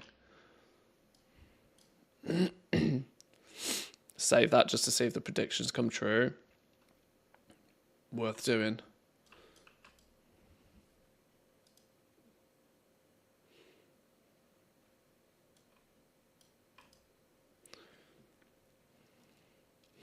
Ecodome is a false promise of hope. Koresh will never recover. Look to the sky, if that's even what you call it. Behold our shattered planet. Chipping the void. Think you could help with a little project of mine? The nearby expanse of purple-hued crystal is ripe with potential. Bring me back some samples of the void glass so I can assess its use. Where's the flight path? We'll have a little look about, have a little poke about. We're not going to spend too much time doing all the side questy stuff yet. Okay, so it's up in the Oasis, correct? The Oasis, where we've got the conversion dudes for the materials. Is that a... There's a Koreshi ore, look. So there's our new ore. Pretty shiny. Pretty voidy. New void ore. I should be tweeting all of this, shouldn't I?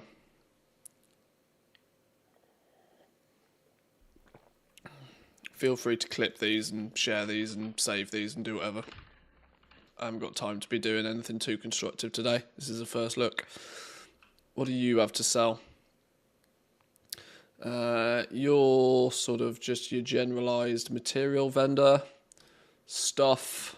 Bunch of stuff.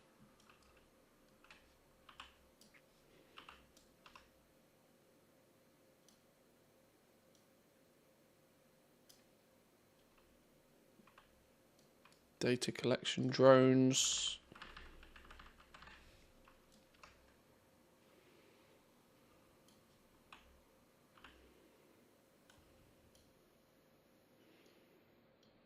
Cool looking place though. Like the look of this place.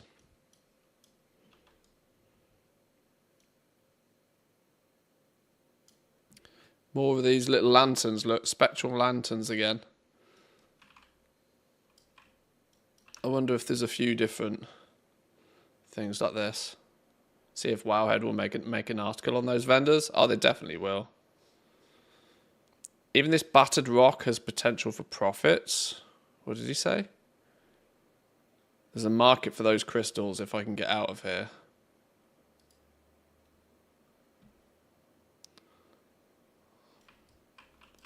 Don't know what this means.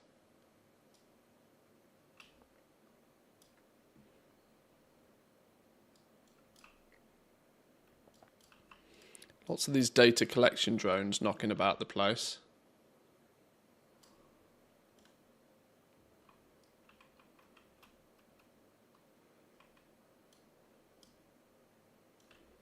Guardians on the outside.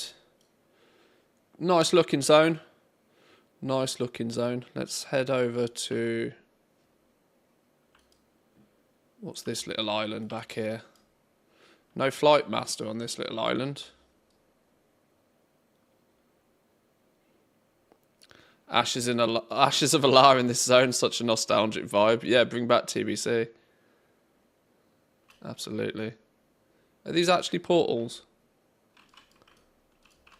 I can't click on these, but...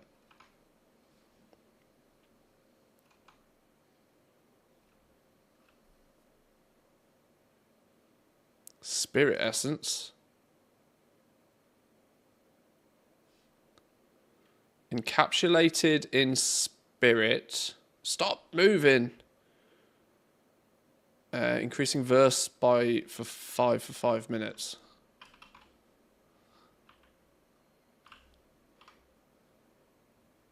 What's this thing? It's just a little lamp, little light thing. Just lurking there. Just chilling.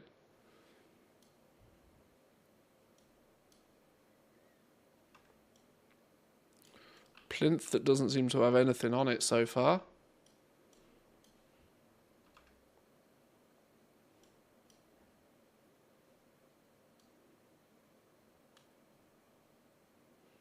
Okay, weirdly barren little spot, but definitely here for a reason.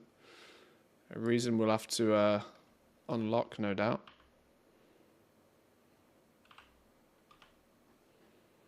It's going to be a bad place to run out of vigor, I'm telling you that.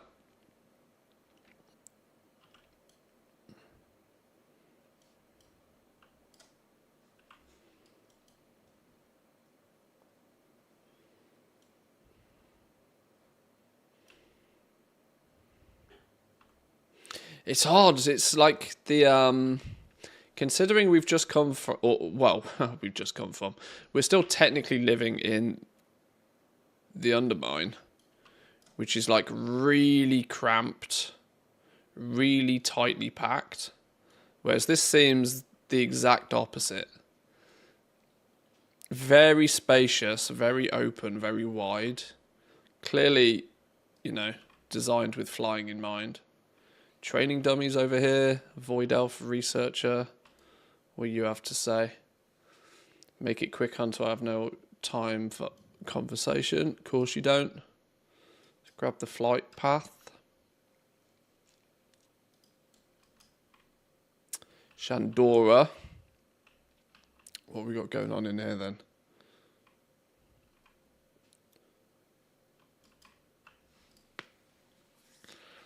Heard you're on Koresh. Good, need help. My apprentice Leona has been researching novel means of harnessing the power of the void. She approached a demon hunter named Adorus to see if the Illidari's methods could offer any insights. To be honest, I'm not sure I trust Adorus. He's not studious like Leona. Sure. Don't know what any of that means. General goods and repairs. Hearthstone. Usual stuff. Mailbox. Camp of the Void Elves. Not defensible. We must attack the Shadow Guard.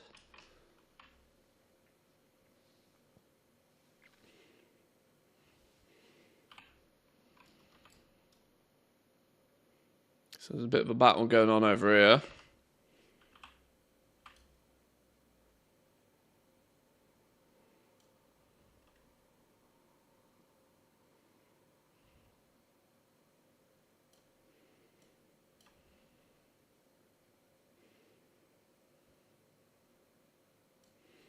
got to be something going on here.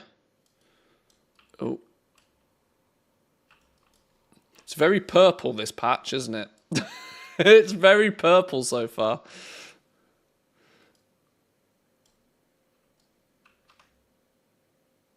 Very voidy. Very purple.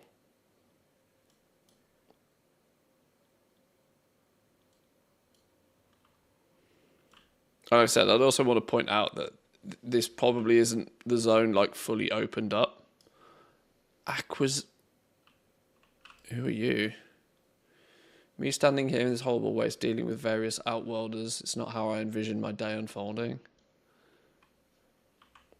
Because I'm sure by the time you've done some of the quests in here properly, I'm kind of exploring probably before we should do. But I wanted to see it without all of its quests and squirrels and distractions, just to have a little look. Shadow Point.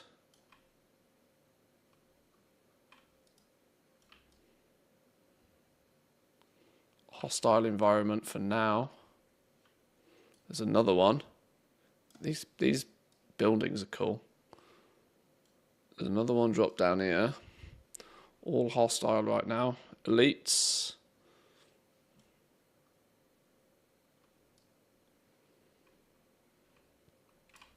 Does it remind you of Netherstorm? I mean, yeah, very, very, like the ecodomes obviously were a clear design choice. Third one. Captured Wastelander.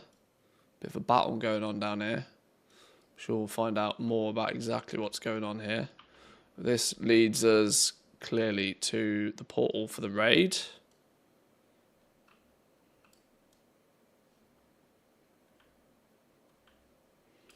Now, I think there's meant to be a flight master around here, but because I'm here probably earlier than I should be, probably don't have access to the flight master just yet. Oh, or are you here? Oh, you're here. You're on the other side of the platform.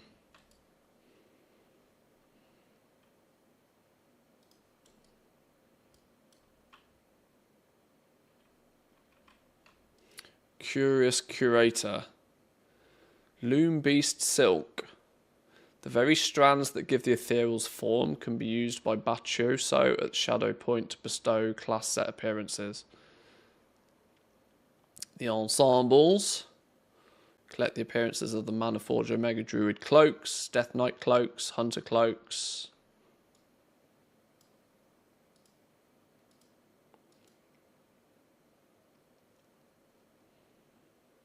Evoker cloaks, lots of cloaks.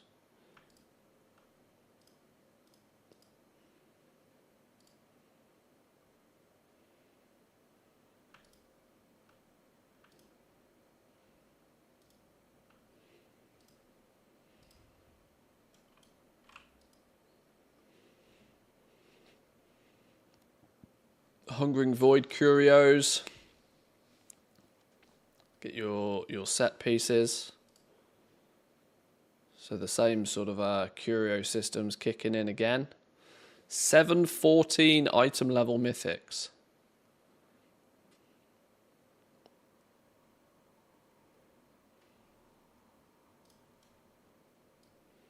Kind of shocked that they haven't time gated flying. I don't think this zone works without flying. I think that's kind of like the one of the, you know, when they actually design a zone with flying specifically in mind, they don't really have much reason to time gate it, because at the end of the day, if they've made it for flying, just let you fly. But yeah, you're right. It's one of those things that you wouldn't put past them. Let's get up here then. Somewhere to explore up here.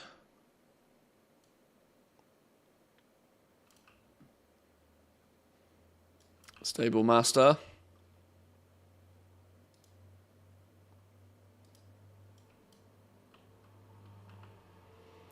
This is a phase diver. I'm sure we'll get introduced to phase diving soon. Repairs.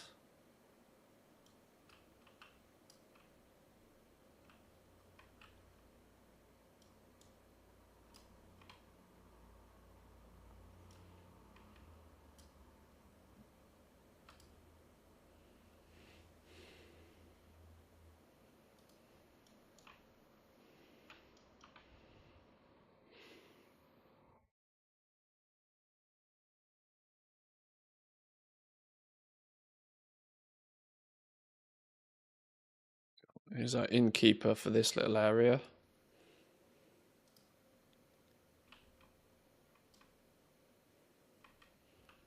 I think one thing that would be really nice if Blizzard, like, could, over the last few years, they've clearly decided that, like, slapping a load of NPCs around makes places feel more busy. But there needs to be more of this going on. There needs to be more NPCs that are actually doing stuff. Then it would make zones feel a lot more alive. Transmog. Warp Reaver. Oh, you're going to sell me stuff. What are you going to sell me?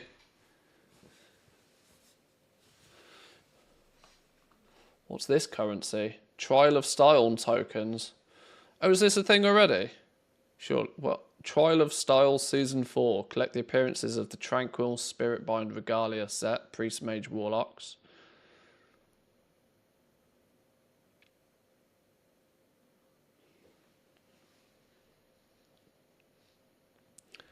Recruit an admirer who will cheer for you during the Trial of Style competition. You can have a maximum of 3 admirers. Is this new? Or is the Trial of Style stuff because I care not about... Are Trial of Style tokens a thing now? I mean, no.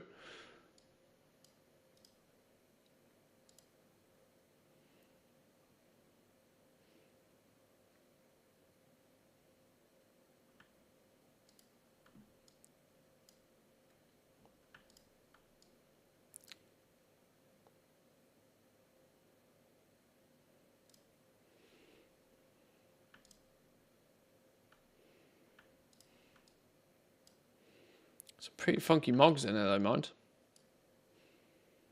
All of this is already on live. I never knew this was a thing.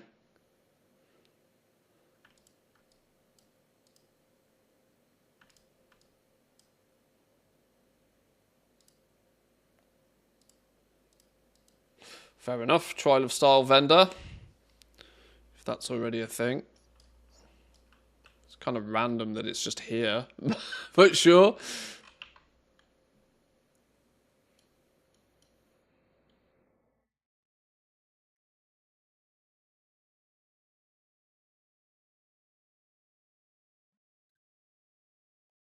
Purveyor of possibilities.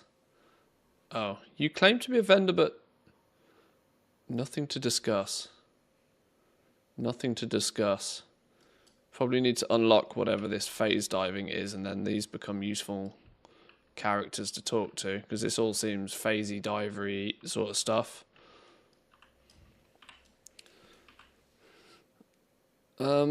Okay, well let's continue talking to who we're meant to be talking to. See if we unlock a little bit more of the zone properly. Dementus' power is so great that even shattered, his aura radiates a power debilitating to mortal life. It's why the Koreshi were changed to beings of energy. It was the only way we could survive his presence. Find the scouts. A little bit more catch-up gear.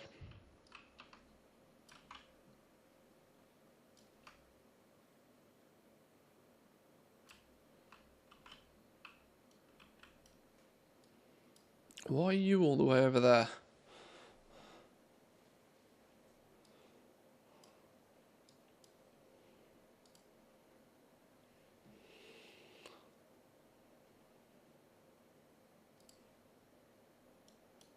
Ripped pocket, contents gone. This ethereal's wrappings have traces of void energy swirling around them. A quick search reveals a hidden ripped pocket. Its contents is gone. Okay, why doesn't that give me... Why doesn't that give me credit for the quest? Much confused.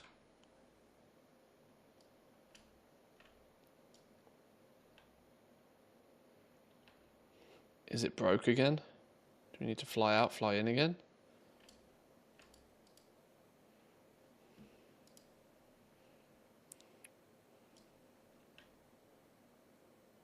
Can you land on these? Oh, you can.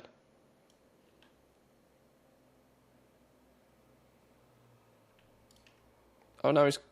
What?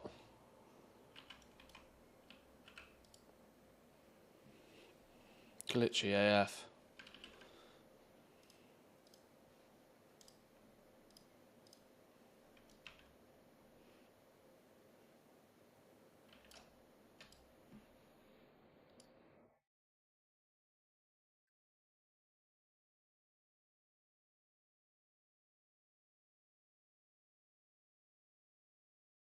Thing came up saying found. Oh, Scout Yan. Okay, there's another scout we need to find now. Where's my F6 button? Where's my F6 button? Can I F6 this? Bug. Could not get credit for finding Scout Loshaha.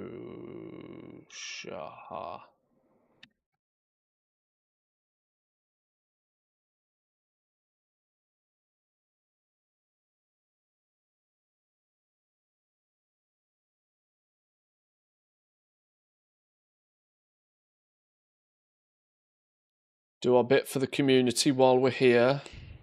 People always tell me off for not F6 in shit. Right, you're lurking behind here. Oh no, don't get stuck. Flipping now.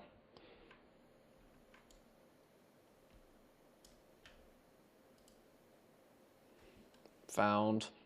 Ethereal's wrappings are enveloped by swirls of void energy. The ripped wrappings point to the possibility that it was caught by a sharp blade. There's no signs of a fight. They might have been surprised.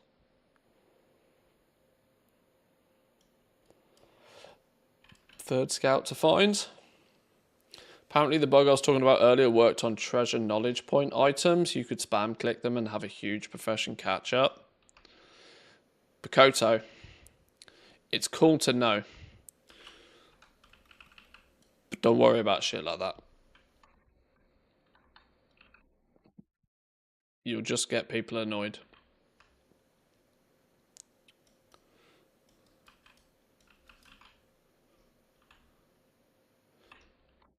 Right, let's hand that one in.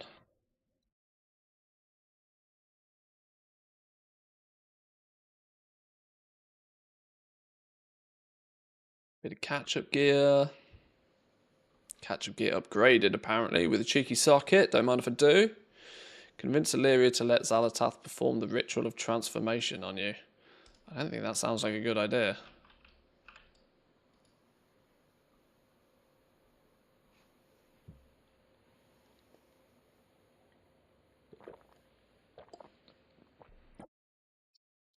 I'll leave chat alone, keep it to myself.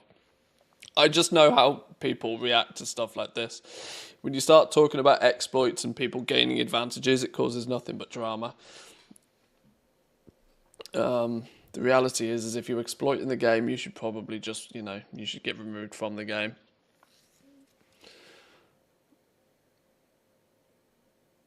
The fact that it lasted a day, at least, goes to show that it was hot fixed very quickly, which is good.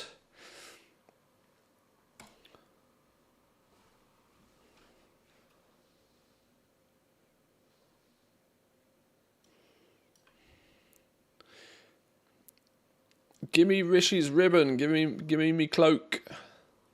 Give me cloak.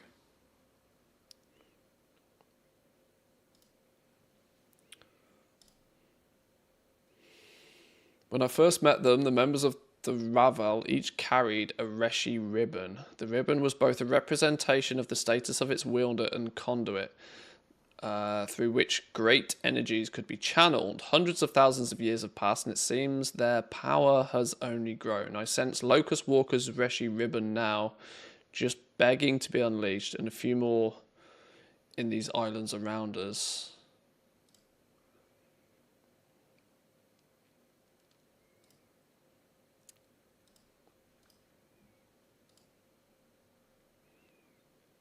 Yoink. I'm still a touch confused to why... Oh, whatever.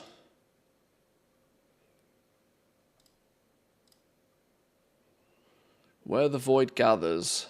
The Locust Walker's Reshi ribbon can transmute your flesh to energy. It won't hurt much. You have the ability to travel within Dimensius's aura without being destroyed. There you can search for a path into the Mana Forge. You'll travel in untethered space as a creature of energy, ignored by the Shadow Guard. Their void beasts, however, stay well away or be devoured. Talk to me when you're ready. We get Reshi's wraps. 694 this starts at then. Nice little 694 cloak to start the patch with. Learn to harness the power of the Reshi wraps to unlock its potential. And an ethereal seam ripper. Extract an infused fiber from the Reshi wraps.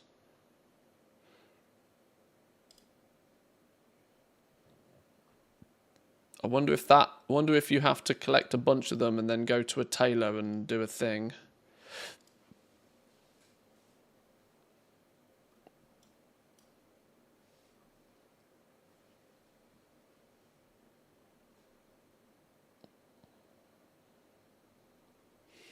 Okay, so Void Reavers can see us all the same. We're kind of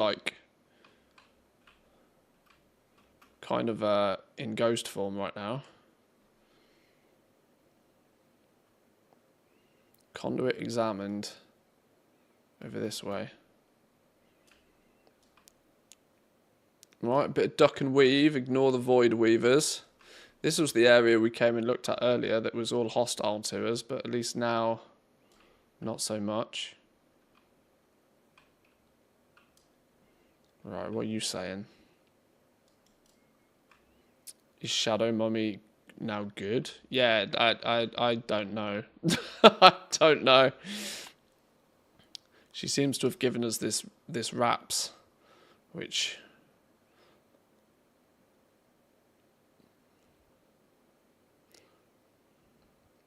I'm kind of confused why we're buddy buddies.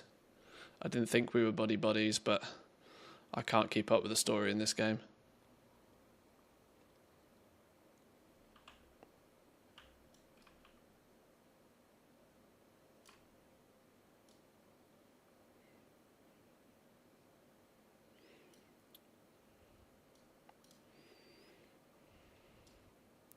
Not sure why it feels like we're in bed with the enemy to defeat the real enemy. It's all a bit confuzzled.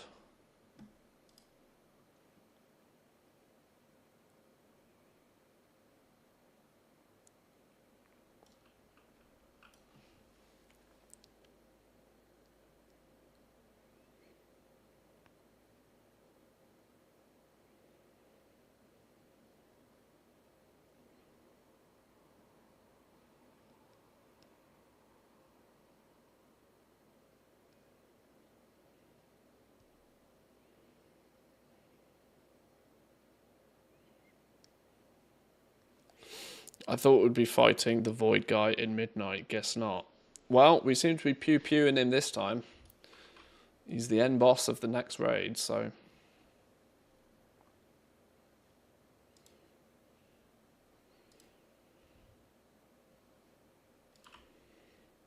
Right. There's our Rishi wraps. It's got plus fiber socket.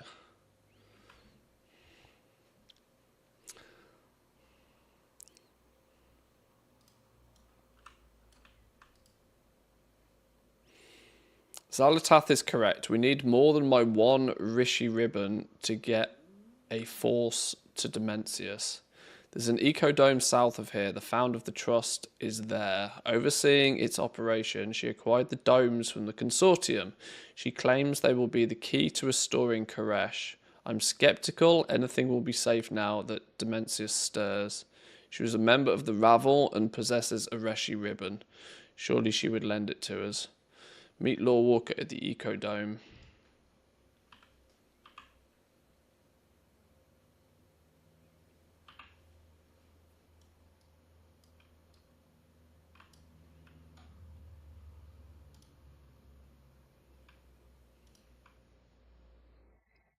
So we got a slot for a fiber, which we're already led to believe are made by tailors. Tailors are going to need to get to Renown 5. Tailors are going to have a good day in the office, though, when everybody gets this and are waiting for people to be Renown 5. The race for Renown 5 tailors could be a thing. I also expect cloth to go burr on day 1 because of it. Enchanted weaver cloth bolts going to go to the moon on day 1. Fun fact for anybody listening, paying attention. Ecodome Primus. Let's go over this way. We haven't got a flight path to here yet. It's the one flight path we haven't picked up. We'll fly there the oldie normal way.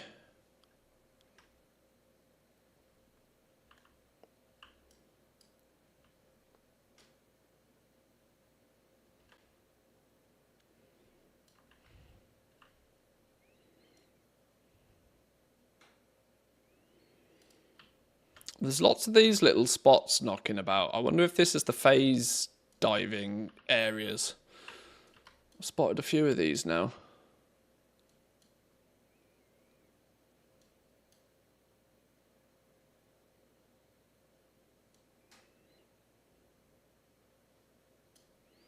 Shadow Captain. Oh, he's a quest dude. I guess we have to kill him at some point soon. Let's head to the dome.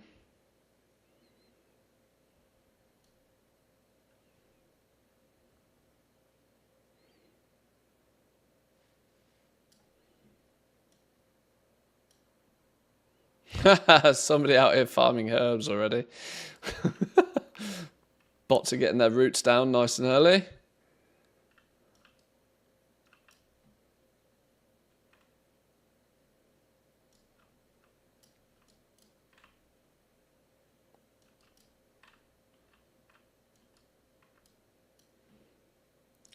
These are all neutral to us right now. I'm assuming at some point they'll probably become friendly to us. I'm going to go grab the flight point first before we go too deep into stuff. Because it's not that far away.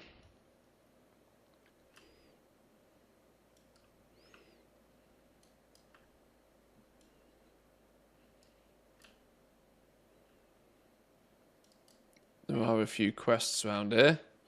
Fruits and stuff.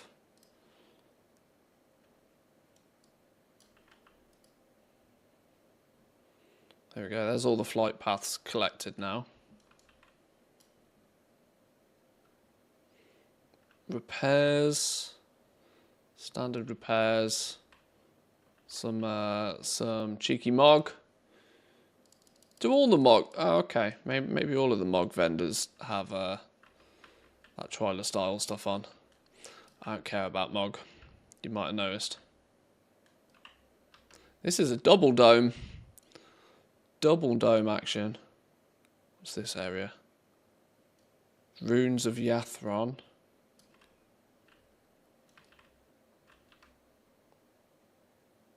Another one of these little portal things. There's got to be some phase diving thing. You go into the phase and then the zone comes alive. Interesting fact, right? I thought way back in the day when we first saw Korthia 1.0, I was convinced that there was going to be a second layer of Korthia, like a proper second layer. Such as we'd do something and it would open up and whatever. It turned out that wasn't the case. But Revenant of the Wasteland. Less dots! Turned out to not be the case, but I wonder if the phase diving is going to give the same sort of feel this time round.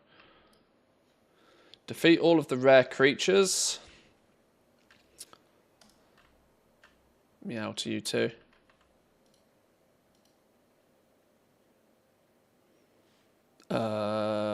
What was that? 15 reputation. As an item? Commendation? Did it actually come through as an item? It didn't. It just auto gave it to us. Extract and infused fibre from the Reshi wraps. Oh, this is your unsocket thing for it. That makes more sense now. Reshi Brute Greaves, though. Warbound 655 adventure gear. Pretty spicy.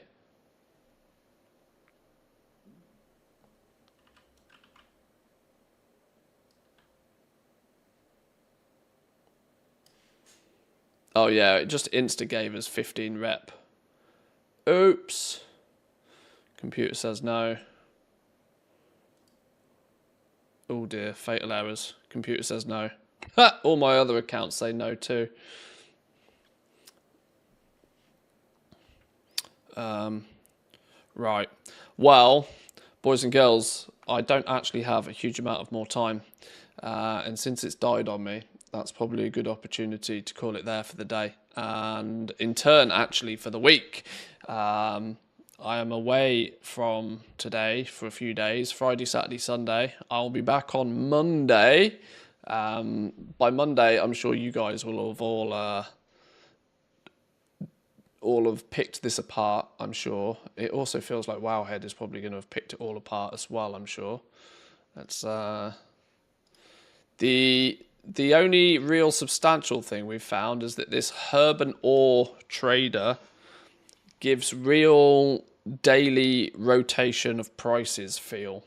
Now, of course, one day does not determine that for sure, but I would be shocked if tomorrow you were to log on and the prices weren't different. I'm thinking that there'll probably be different exchange rates of the new herbs and ore on different days, which will have some interesting effect on the prices of things. It'll actually make the prices of things a lot more volatile, I think. And what do we think it will do? It will normalize the price of the new herbs and ore around the highest price of the highest other material, which like right now is lure drop, for example. I would guess. But it will mean on certain days of the week, a huge influx of materials will just turn up as people convert. And there might be some arbitrage options there, maybe possibly. But because it goes on the region-wide auction house, it will balance itself out very quickly. I don't know. But anyway, we'll do a little bit more exploring next week. We'll play through the zone in a little bit more detail, try and find out some stuff. It's literally day one, week one of PTR. It's going to be about 8 weeks until the patch goes live anyway, so we've got plenty of time to figure all this stuff out. But yeah, boys and girls, have yourselves a wonderful weekend. Thank you for stopping by this week. Thank you there's been huge amounts of subs today. Thank you very much for the support today, boys and girls. I do appreciate it. Thank you. We'll be back on Monday. Combination of Mechanica farming and PTR for the foreseeable future, I think. So, yeah. Have a good one. Catch you Monday. Peace.